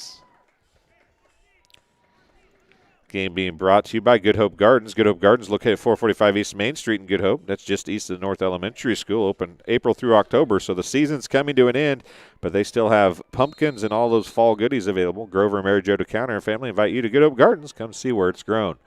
Barkley fakes the handoff, going to roll right. Stiff arm, and then a face mask as he's going to get brought down by Ellswick, and we'll see. I think it's going to be a defensive face mask, but it could be an offensive face mask as well, as they both kind of had hands in the face. It's going to be a personal foul, face mask against the Giants. Spot of the foul is going to be 3 yards behind the line of scrimmage. And it'll be a first down for the Cyclones at about the 33-yard line.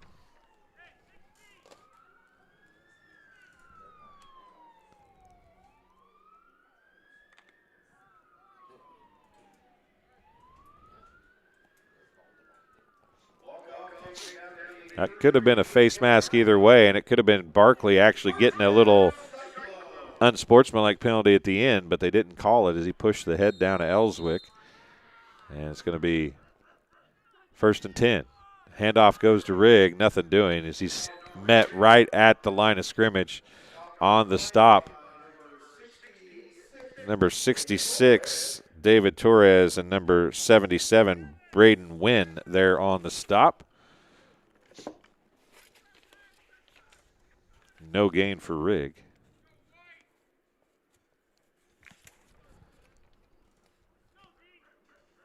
Barkley back under center. Mitchell wide near side. I formation backfield. Laughlin to deep back. He's going to go left side. Side steps, jot down. Good tackle there by Ellswick.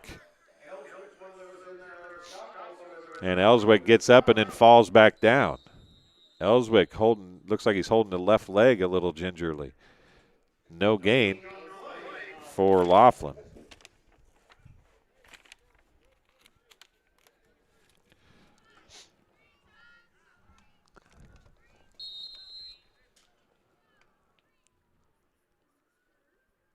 Third down and just over 10 yards.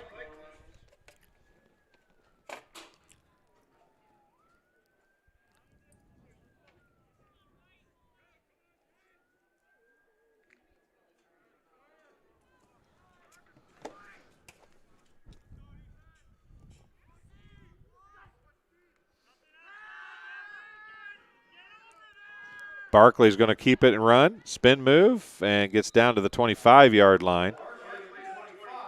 It's going to bring up 4th down. It's a gain of 8 or 7. Gain of 8.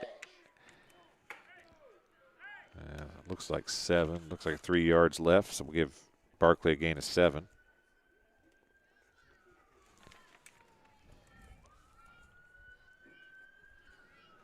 Barkley's going to bring the play in. Looks like the Cyclones will go for it here. 4th and about 3 from the 25-yard line. Not been a whole lot of offense here in the third quarter. 3:30 clock running in the third quarter. Barkley takes the snap, hand off to Rigg. Rigg's going to push it forward. He's going to have the first down and a little bit more as long as he held on to the football. He's going to go for a gain of 4. Owen Rigg gets the Cyclones a first down.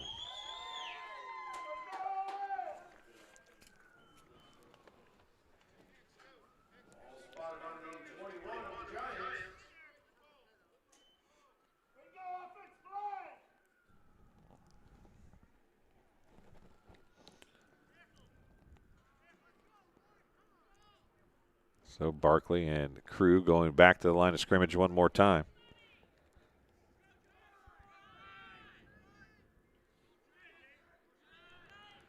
Laughlin on the handoff, and he's going to be bottled up in the backfield. No gain on the play, it would appear.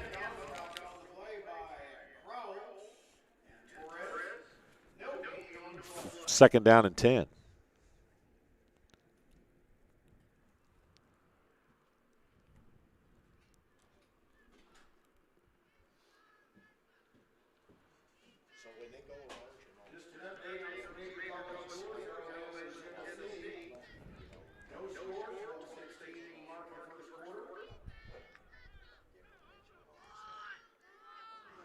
Barkley from the shotgun now. Rigg is deep set back. Laughlin in motion. Handoff. Nope. Fake. Rolls right. Rigg's open. Rigg's got it at the 10. 5. A good block down there by Mitchell. Touchdown, Cyclones. 21-yard touchdown pass from Ashton Barkley to Owen Rigg.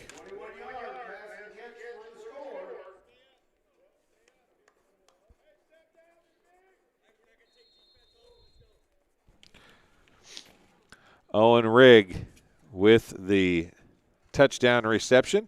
Great block down there by Denver Mitchell to spring him the last 5 yards, and Jensen Laughlin on to kick the PAT now.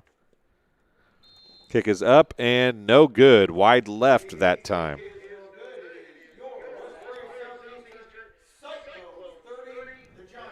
30-18, a 12-point lead for the Cyclones. This game being brought to you by Country Financial agent Brett Powell. Your farm is your legacy. As a leading farm insurer, Country Financial is here to help protect it.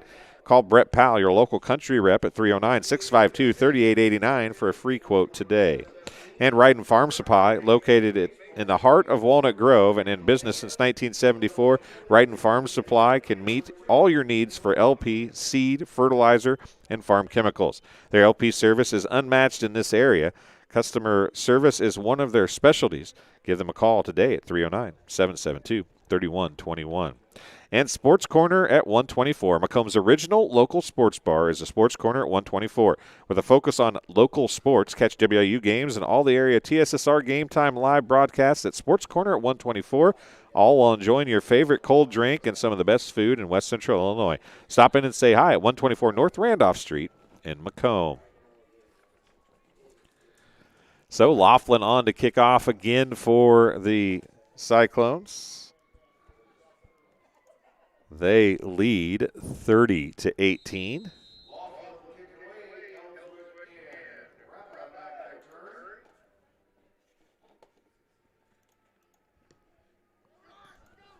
Down the middle, it goes over the head. And it's down on the ground. It's going to be bumped right at the 1 or 2 yard line. I think Ethan Abraham was back there trying to return that. It's either that or Bergonis. Who is it? This number 9. Berganis, Louis Berganis, a freshman. And it's going to be 1st and 10, about the 2 yard line?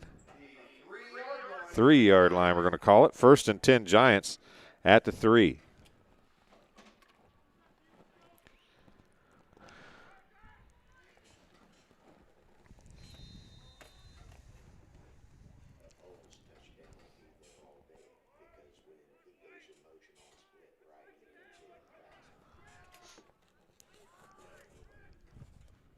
Armbrust under center again, and a flag's going to be called, thrown. It's going to be offsides on the Cyclones.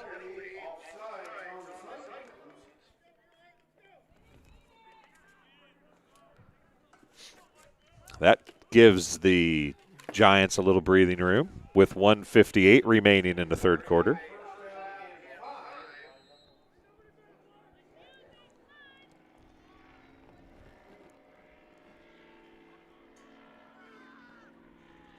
Armbrust on the carry. Whole host of black jerseys there trying to wrangle him down. He's going to go for a gain of 4. It's going to bring up 2nd down and 1. 16 carries for 54 yards for Wyatt Armbrust.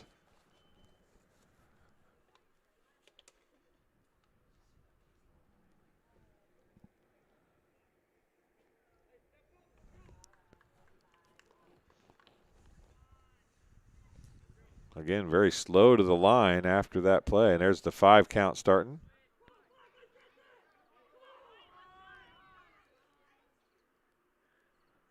There's a false start. Yep, there's the flag. Armbrusts on the carry.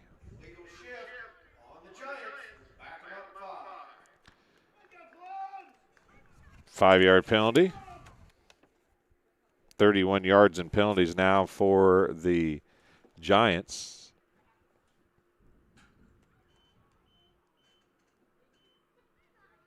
Going to bring up 2nd down and 6.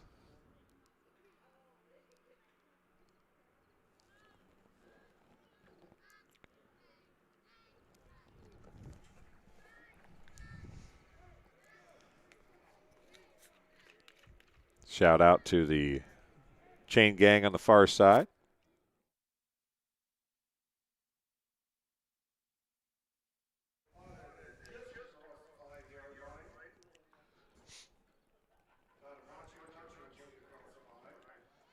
Second down and a long 6 after the penalty.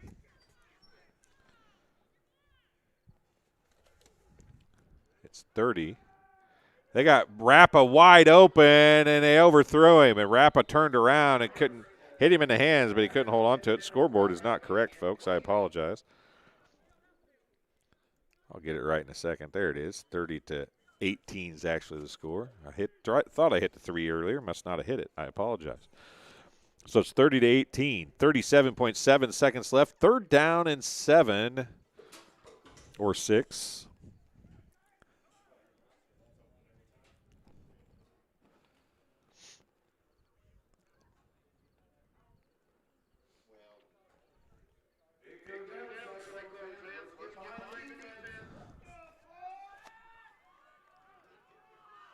Armbrust under center again. Watts rolls, Armbrust rolls. He's got running room, but there coming is a great job of Cam Kramer throwing Armbrust to the ground.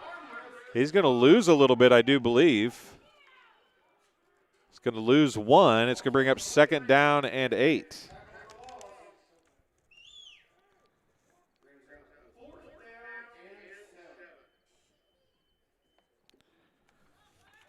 Calling it 4th and 7, so that's what we'll call it. 4th and 7, and Armbrust is back to punt now from his own end zone.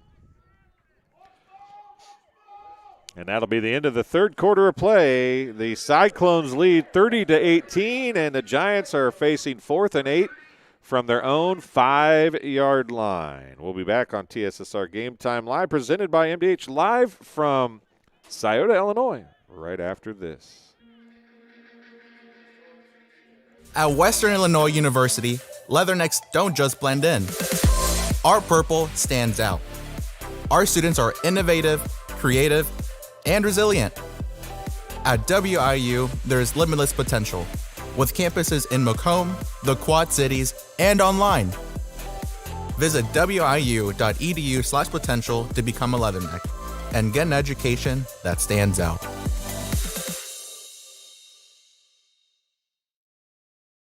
MTC Communications is building a high-speed fiber network in our community, and we're putting priority on the areas with the greatest interest. That means we need your input to let us know you want us to build fiber in your area first.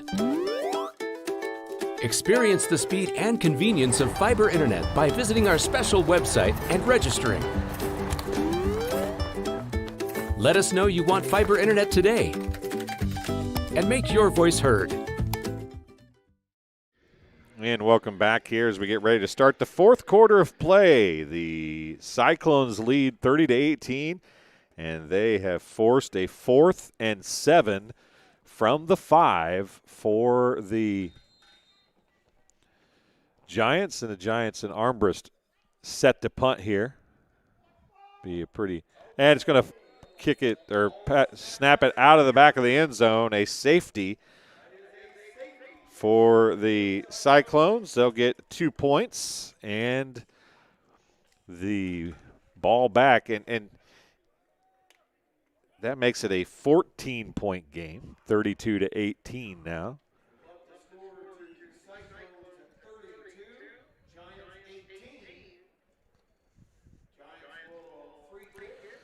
They'll kick from the 20. We'll see if they punt or if they kick.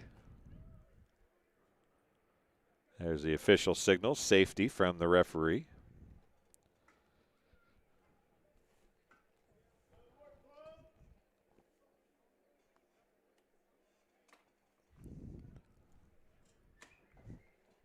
We'll take a quick break and be back here on TSSR Game Time Live, presented by MDH right after this. Dry needling is where you insert a filiform needle into a muscle, a tendon, a ligament, sometimes a bone, and it promotes blood flow and circulation so that it heals that particular painful area. And here we go. It's going to be a kick for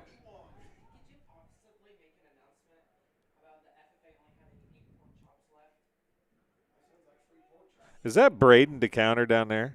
It is. I thought you were going to be out at the corn husking competition. Well, fun fact, I won my age division there. You won your age division? Well, look at that. Braden DeCounter is a corn husking fool, it would appear. Here's the kick, and it's going to go. It's going to go all the way. Jesse Johnson, 20, 15, 10, 5, touchdown, Cyclones. Approximately a 60-yard touchdown.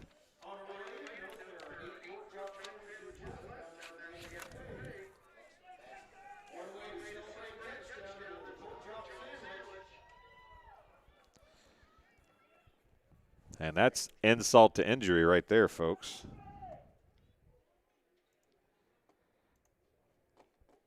As Jesse Johnson goes about 60 yards for the, and it's 38-18.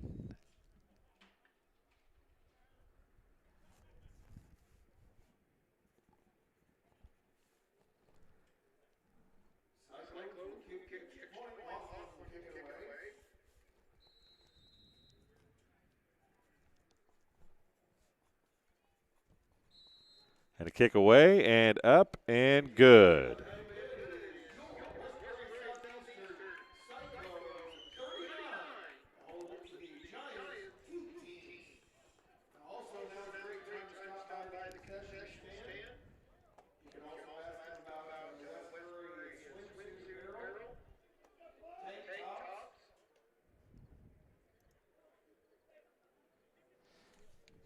$39-18 is the score, I think. It's 39-18, right?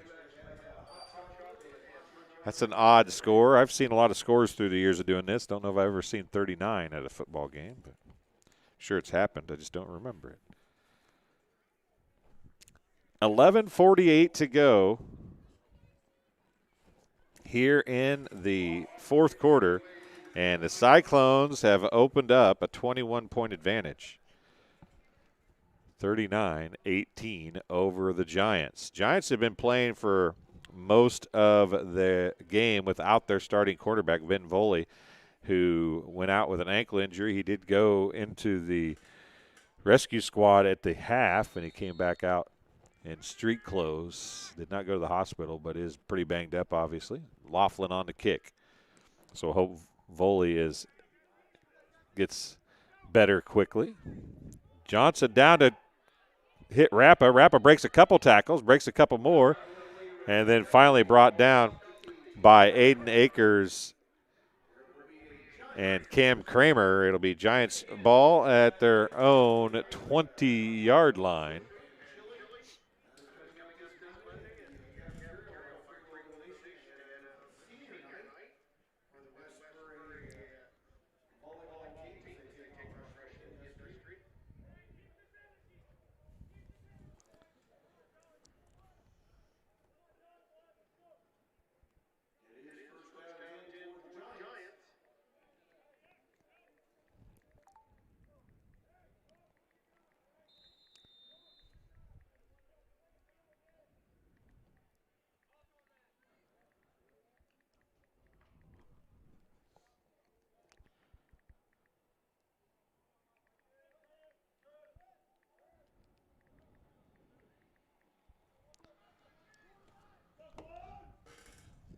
Armburst back under center again. He's going to keep it. Rolls left on the run. Barkley and Xavier Hilton over there. Clock continues to run.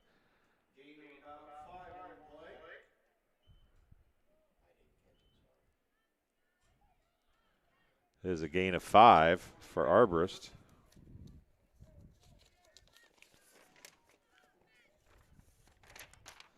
Arborist is up to 18 carries for 58 yards.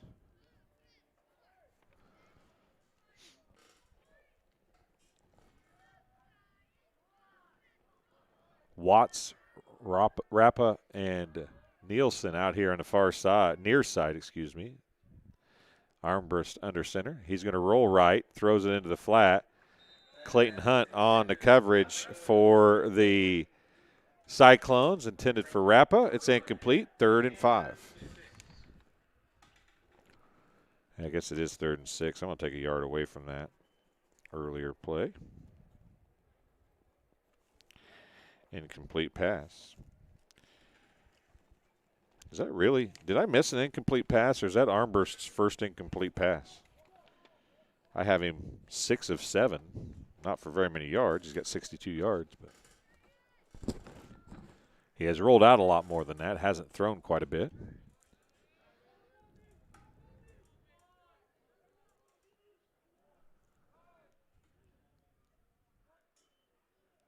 Armbrust looking to throw again. Throws underneath. Screen to Rappa. It's no gain on the play.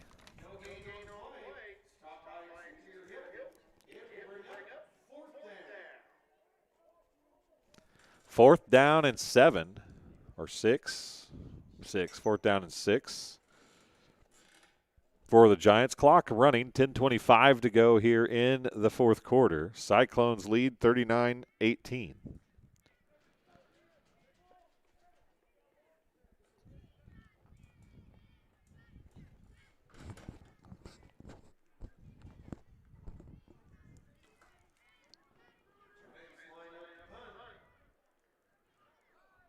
Armbrust going to punt it away again, it would appear. Low snap. Gets it away. Nice punt this time. Nobody back to return for the Cyclones. Look at that bounce. Holy cannoli. Down to the 10. Inside the 10 to about the 9. That was from the 24-yard line. A 67-yard punt for Armbrust. Cyclones will take over 1st and 10 at their own 9-yard line. What a punt by Armbrust. It was a good punt anyway, but it got about a 30-yard roll or 25-yard roll at least after it hit.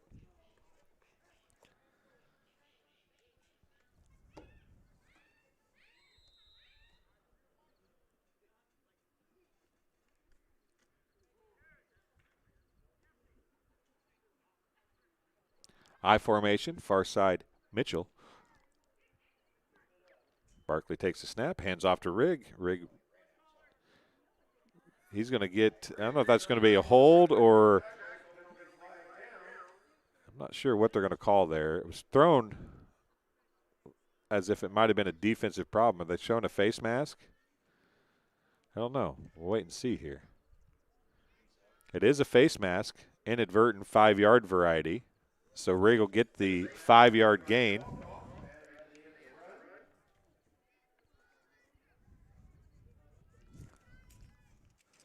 It'll be very close to a first down. It is a first down.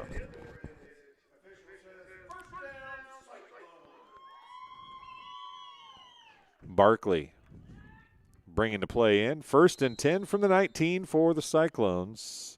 Clock running, 9:33 remaining in the football game. They are up by 21, looking to make it a 4-score game. Barkley hands off to Rigg again. This time he runs right up the middle, doesn't bounce it outside. He's going to roll forward for a gain of 2 or 3.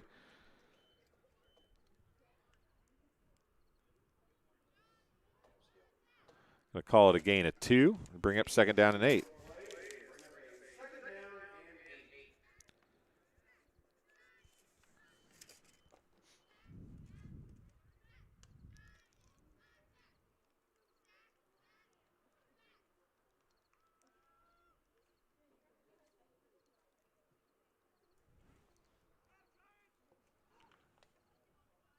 High formation backfield. Tight end near side. Mitchell wide out to the right. Barkley keeps it.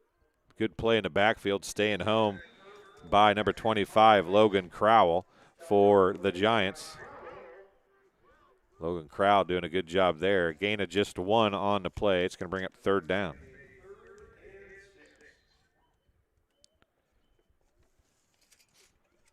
Third and 6 for the Cyclones at their own 24-ish yard line.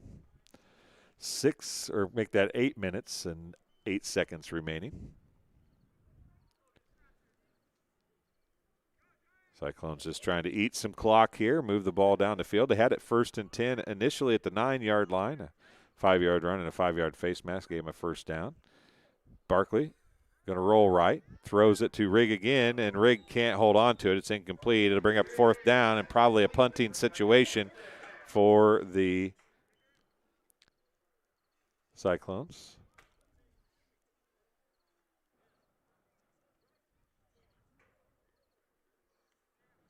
Punt team coming on. And they will send Nielsen back to return. Laughlin's punt. 7:47 remaining after the incomplete pass stopped the clock here in the 4th quarter. Laughlin gets the snap. Low. Nielsen comes to get it, and Mitchell and Kramer there immediately as he did run up to grab it, and they're going to mark that all the way back at the 50. I kind of thought they might give him a yard or two forward progress there, but they bring it all the way back to the 50. It's 1st and 10. Giants at the 50-yard line.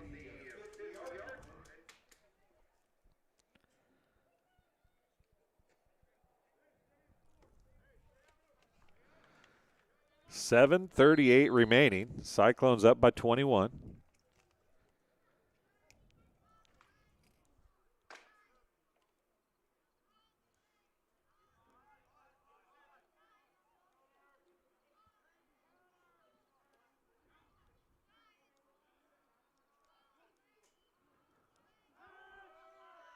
Armbrust to Nielsen, incomplete, knocked down on a great job by Jensen Laughlin.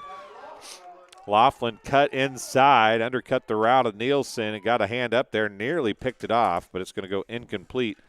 2nd down and 10 from the 50 for the Giants. Both teams have had numerous chances at interceptions today, and haven't had a whole lot of luck of bringing them in, but they've had the opportunities of getting them in hands and just can't hold on to them. I can think of about 3 of them that Barkley could have easily had intercepted today. Armbrust steps back, looking downfield. Nielsen's open. Oh, and Ellswick had it, and what a shot by Ashton Barkley on the far side. Holy smokes. Ellswick had it, and then Barkley just separated him from the ball. It's another incomplete pass. And that's the kind of stuff that you see on TV on Saturdays and Sundays. That's a good shot by Ashton Barkley, knocking the ball away, separating the receiver and the football. Another incomplete pass, stop the clock at 7:26 remaining. It's 3rd down and 10.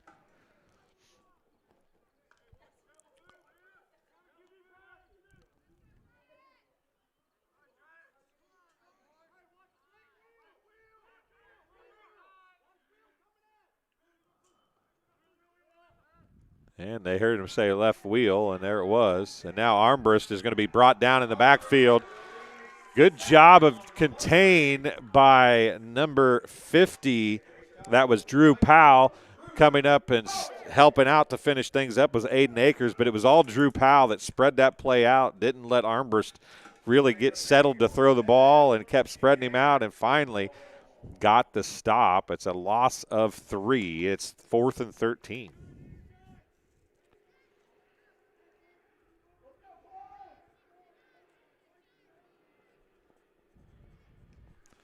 Punts away, not nearly as good this time. It's going to stay in bounds, though, and go to about the 30-yard line. Watts tries to do the wind thing again, but it's going to be 1st and 10 Cyclones at their own 30-yard line. 6:38 remaining in the football game.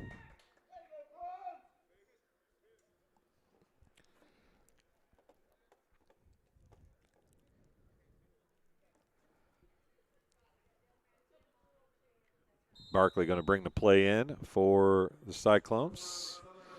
Did hear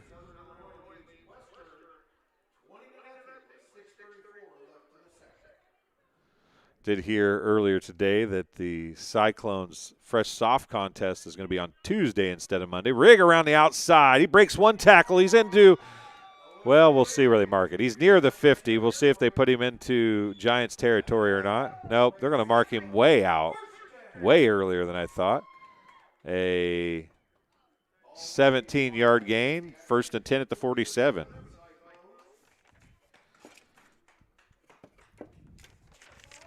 Rigg with the 17-yard gain. It's up to 56 yards rushing. Barkley brings the play in. 6:13, clock running here in the 4th quarter. Barkley hands off to Hilton. It is Hilton. Xavier Hilton on the carry. He's going to get a gain of about 6. See where they actually mark it. I'm going to give him 6. It's his first carry. He deserves an extra yard. 2nd down and 4. Short 5. 6 minutes exactly on the clock here in the 4th quarter. Hilton got ran out of bounds. Coming out of the game is going to be number 54, Mikey Kitch.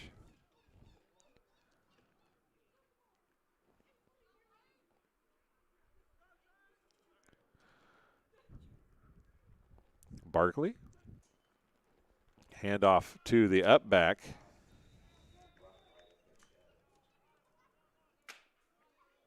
See who that is there.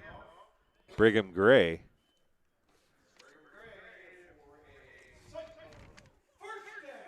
Brigham Gray gets 5.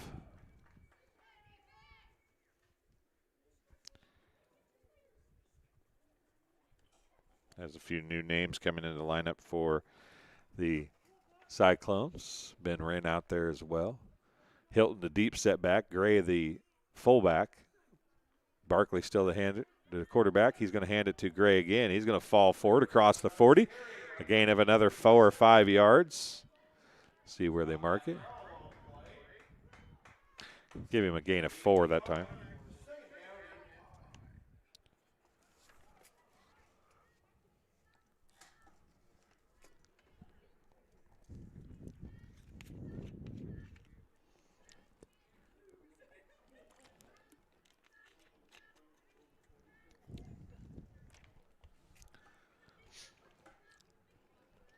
Jesse Johnson goes right side as the wide out. Handoff goes to Hilton this time. Little to no game.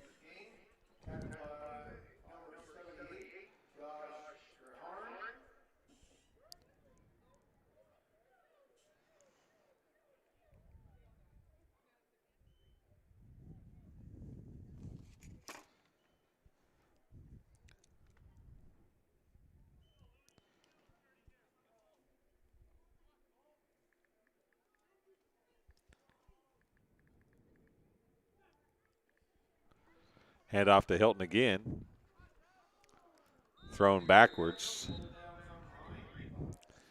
Number 64, Jesse Armbrust. 4th down and a short 5, long 4. Hilton, no gain on that one. 4th down for the Cyclones.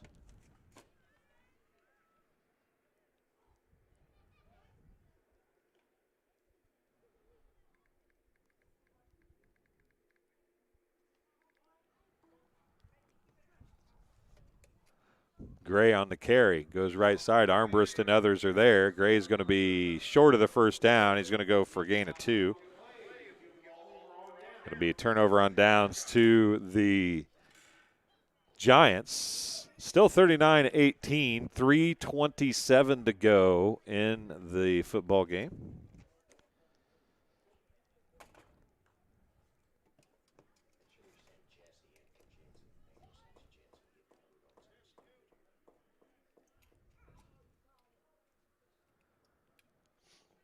Bunch of subs in for the Denver Mitchell, going in for Ashton Barkley, and Jesse Johnson coming in for Jensen Laughlin. Some of the defensive backfield coming out. Armbrust back under center, and they're going to stack it up here and try to run the clock out the rest of the way, I would imagine. Armbrust is going to roll left. Now he's going to, looks to throw, nothing doing. He's going to go up, and Hilton coming up and laying a smack on Armbrust, and he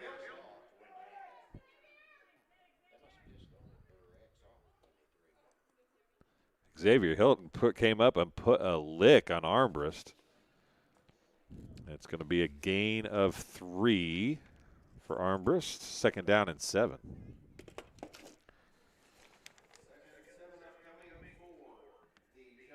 $20 carries for 57 yards for Armbrust, unofficially.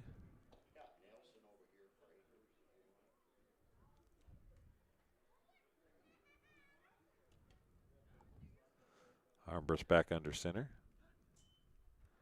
Looks left, throwing back across the field right. Nielsen's there, and a little bit of hands there. I'm surprised Jesse Johnson had a hand on a couple times, maybe a little bit of a hold. No penalty marker thrown, no, and it's incomplete. 3rd down and 7 for the Giants. Armbrust over getting the play call.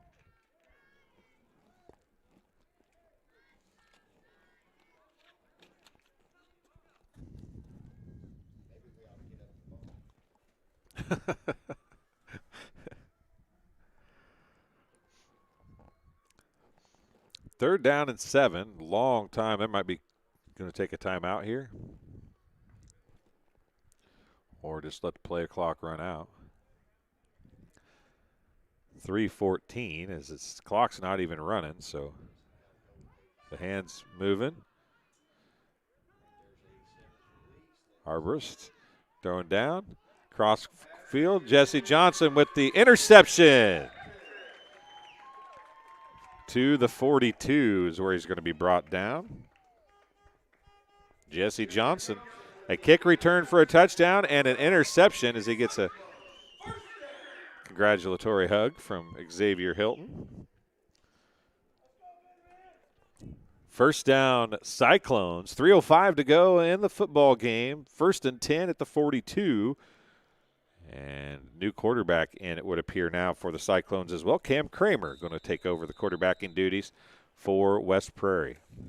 Southeastern, as they have a 39-18 lead. Johnson comes out wide out near side. Xavier Hilton still the deep step back. Gray the fullback. Kramer takes the handoff, hands it to Gray. Gray off right side. He's going to go for a gain of at least 5.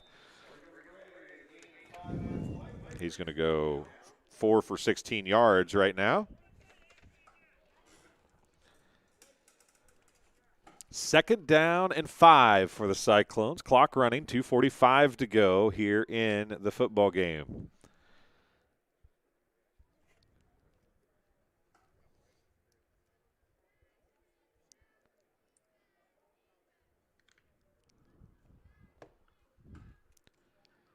Kramer walks to the line of scrimmage. Johnson's going to go far right side this time. Hilton still the deep setback. Handoff's going to go to Hilton. He's got some running room around left side. Oh, nice. Nearly an arm tackle. They're going to grab a foot. Hilton's still going to keep going. Who was that down there for the Giants to fight? It was Logan Crowell from the 47. He's going to go down to the 45 on the other side of the field. An 8-yard gain for Xavier Hilton. He's got 15 yards on the day, and it's 1st and 10 Cyclones at the Giants' 45-yard line, approaching the 2-minute mark, 120 seconds remaining here in the football game.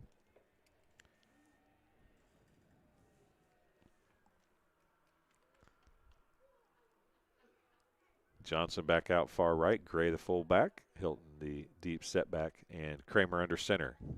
Handoff's going to go to Gray. He's got some running room. He lowers his head. Maybe could have sidestepped the defender. Number 21 was Jason Weber, who made the tackle, but I think Gray might have been able to sidestep him, but just decided to lower the shoulders and let him over him anyway. 6-yard gain, 2nd and 4. 1:22 remaining. I think you could run the clock out here if you wanted to. You don't have to. You have to take a knee, but you don't have to run plays if you don't want to. And I think Coach McCormick's probably talking to Cam Kramer about that to your lower right of your screen right there right now as he was pointing to the clock and waving the hand. I would guess that he was saying this is what we need to do when the clock gets below this point. If the official isn't waving his hands, well, there comes the official. So we are going to have to run another play. Kramer's going to hand off to Gray. Gray bounces it outside, stay in bounds. Gray is going to get a first down on a 5-yard carry, give him 6 carries for 27 yards unofficially, and it'll be 1st and 10 Cyclones. Clock comes back to running. They will have to take a knee one time here to end the game because there's too many seconds on the clock, but they're down under the 40-second mark now. Kramer's going to take the knee, and that'll do it. Final score is going to end up being 39-18. Cyclones get the win, and they are pretty much playoff eligible now at 5-3. They could possibly get in at 5-4, likely would get in at 5-4, I think, but they could definitely use a win next week. If they can beat the Spartans next week, that's a big McDonough County showdown next Friday night. You'll be able to watch that here on TSSR Game Time Live, presented by MDH, as the Spartans come to play the Cyclones of West Prairie Southeastern here. We'll take a break. We'll come back with some final stats and see if we can get Coach McCormick to come up and talk to us in a few minutes here on TSSR Game Time Live from Scioto, West Prairie High School, as West Prairie Southeastern gets the win, and they improved to 5-3 on the season. We'll be back in just a couple minutes. I went through MDH when we were trying to get pregnant. We were struggling the first year, and then when we got pregnant, I stayed at MDH and through labor and now for pediatrics. My experience was nothing short of phenomenal. I was met with amazing staff members who helped me through concerns that I had when she was first born, helping me learn how to be a new mom. It was really reassuring and comforting knowing that I had so much support and kindness around me. My entire pregnancy at MDH was amazing. At Western Illinois University, leathernecks don't just blend in. Our purple stands out. Our students are innovative, creative, and resilient. At WIU, there's limitless potential, with campuses in Macomb, the Quad Cities, and online. Visit wiu.edu/potential to become a leatherneck and get an education that stands out.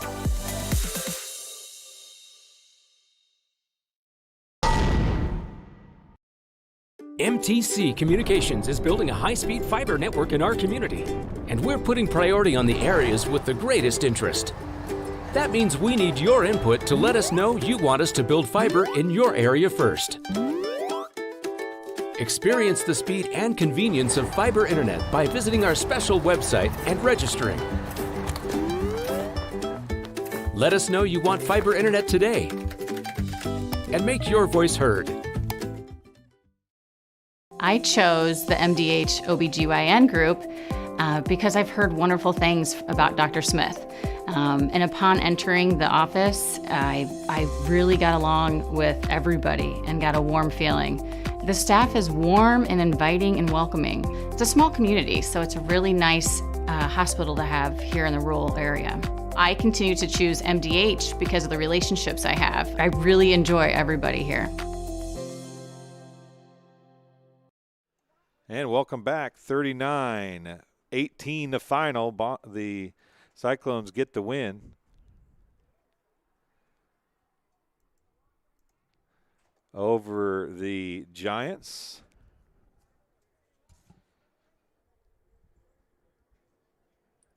Improved to 5-3.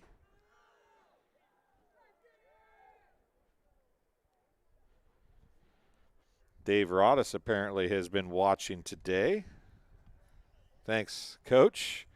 I will tell him that when we get him on the headset here. Hopefully he comes up and talks to us to end the game. Just some stats, and these are probably not the best stats in the world today, folks. Had some things going on. I apologize. Owen Rigg, 14 carries for 56 yards. Ashton Barkley, 4 carries for 44 yards. Jensen Laughlin, 14 carries for 89 yards. He was up over 100 at one point and then lost 15 on a snap and a couple other issues. And then 15 yards on 4 carries for Xavier Hilton and 6 carries for 27 yards for Brigham Gray. Barkley had 2 touchdown passes. He was only 3 of 8, though, believe it or not, with an interception. Denver Mitchell had a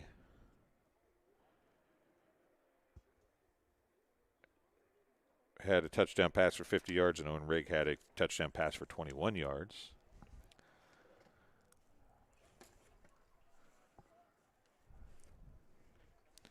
For the Giants, unofficially, Nick Rappa, 7 carries for 32 yards. Wyatt Armbrust had 20 carries for 57 yards, excuse me. Ben Voley, before he went out in the first quarter, had 3 carries for 10 yards. Ellswick had a carry for 1 yard, and Mason Watts had a carry for 3 yards. Armbrust was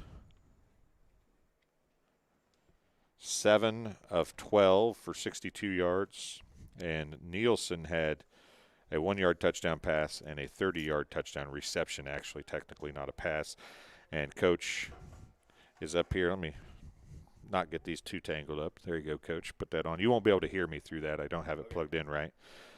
But you can probably hear me. I have a big mouth. So. Yeah, I do too.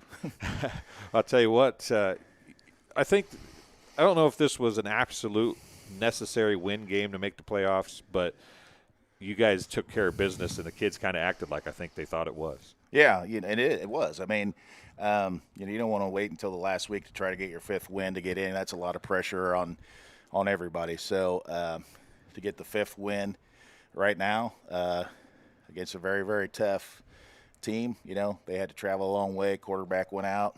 They still rallied, played very hard, and got a lot of respect for Alden-Hebron. Yeah, when you lose your quarterback that early in the game on a long road trip like this, Arbor stepped up. They had problems holding on to the football and snaps and handoffs, but that kid never backed down, did he? No, they kind of had last week against Orangeville. He kind of went down with probably 3 or 4 minutes to go, maybe 5 minutes to go in the fourth quarter, and number 44 came in and was able to seal the victory for him. So, like I said, we made that trip last year, and it's 4.5 hours at least, by the time you stop, and it's not a fun trip, and I'm just glad you didn't have to make it this year. They're doing it, not us. But,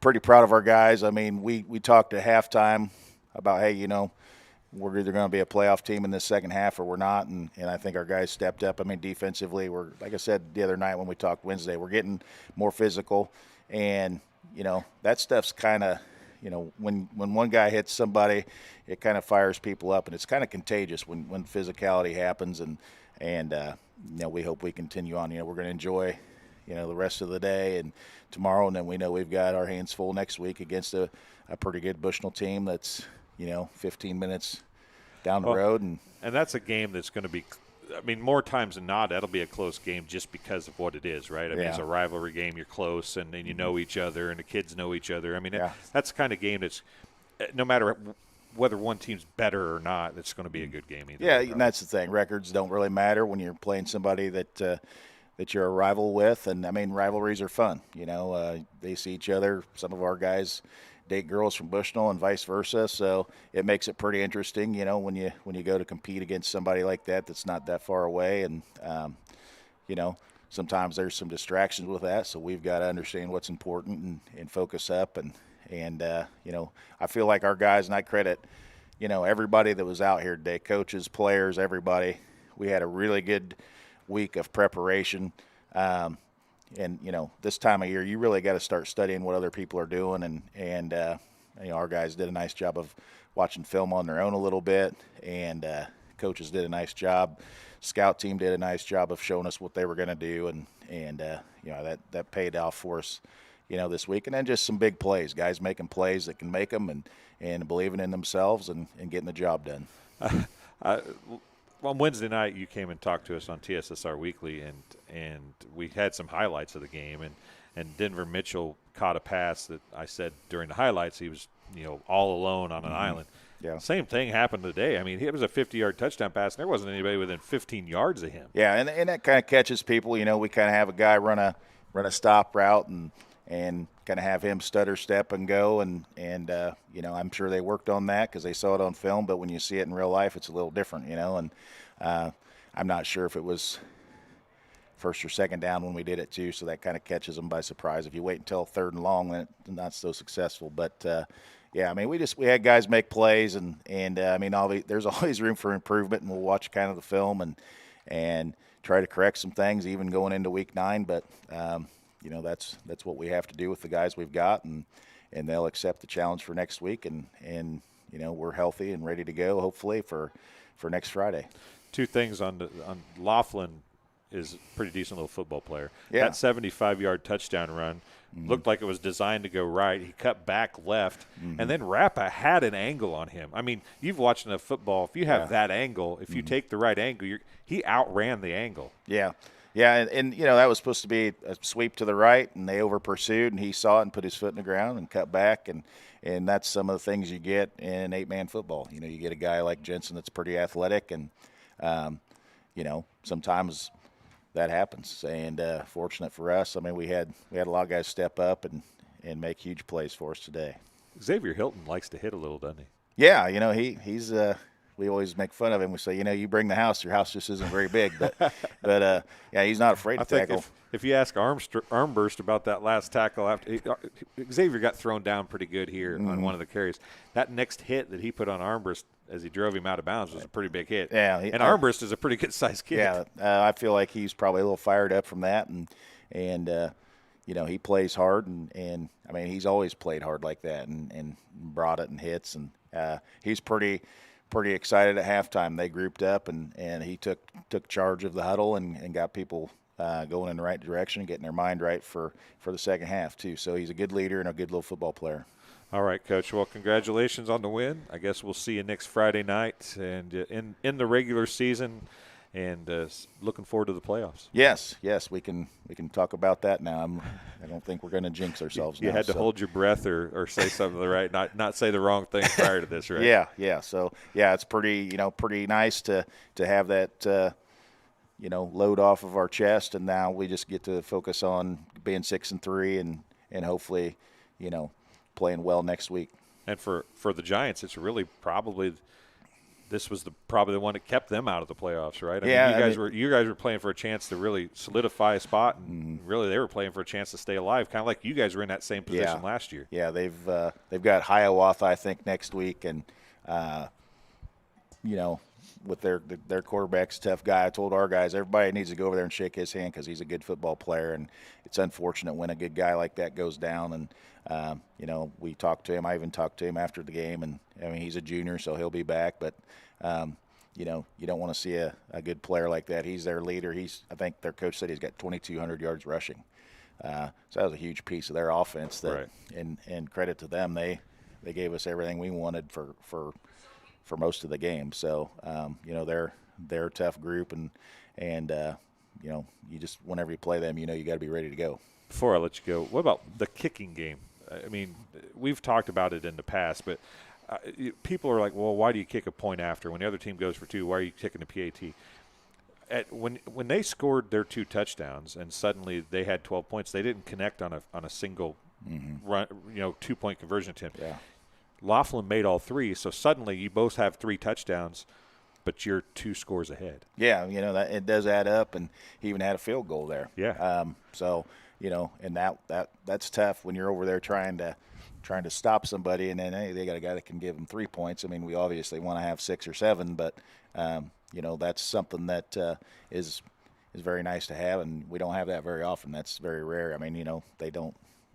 Alden-Hebron, they had to go for 2, and you got to get pretty pretty crafty and really work on that when you know you got to get the 2 points. And PAT we work on pregame, and we don't have anywhere to really work on it. And I know Jensen works a lot on his own, but just it's a really nice thing to have, and as long as he's making them, right? So, as long as he's making them. I suppose that's true. Well, Coach, get out of here. All right. Thanks for joining us, and good luck next week. All right, thanks. Coach John McCormick talking to us. Oh, Coach Rodis was watching, and he said congratulations, by the way. So, yeah, Coach. Yeah, I'm sure you probably won't see Coach Rodis on the regular or nothing like that, right? Yeah, I figured as much. So that's Coach McCormick heading out. Thanks for joining us here on TSSR Game Time Live, presented by MDH.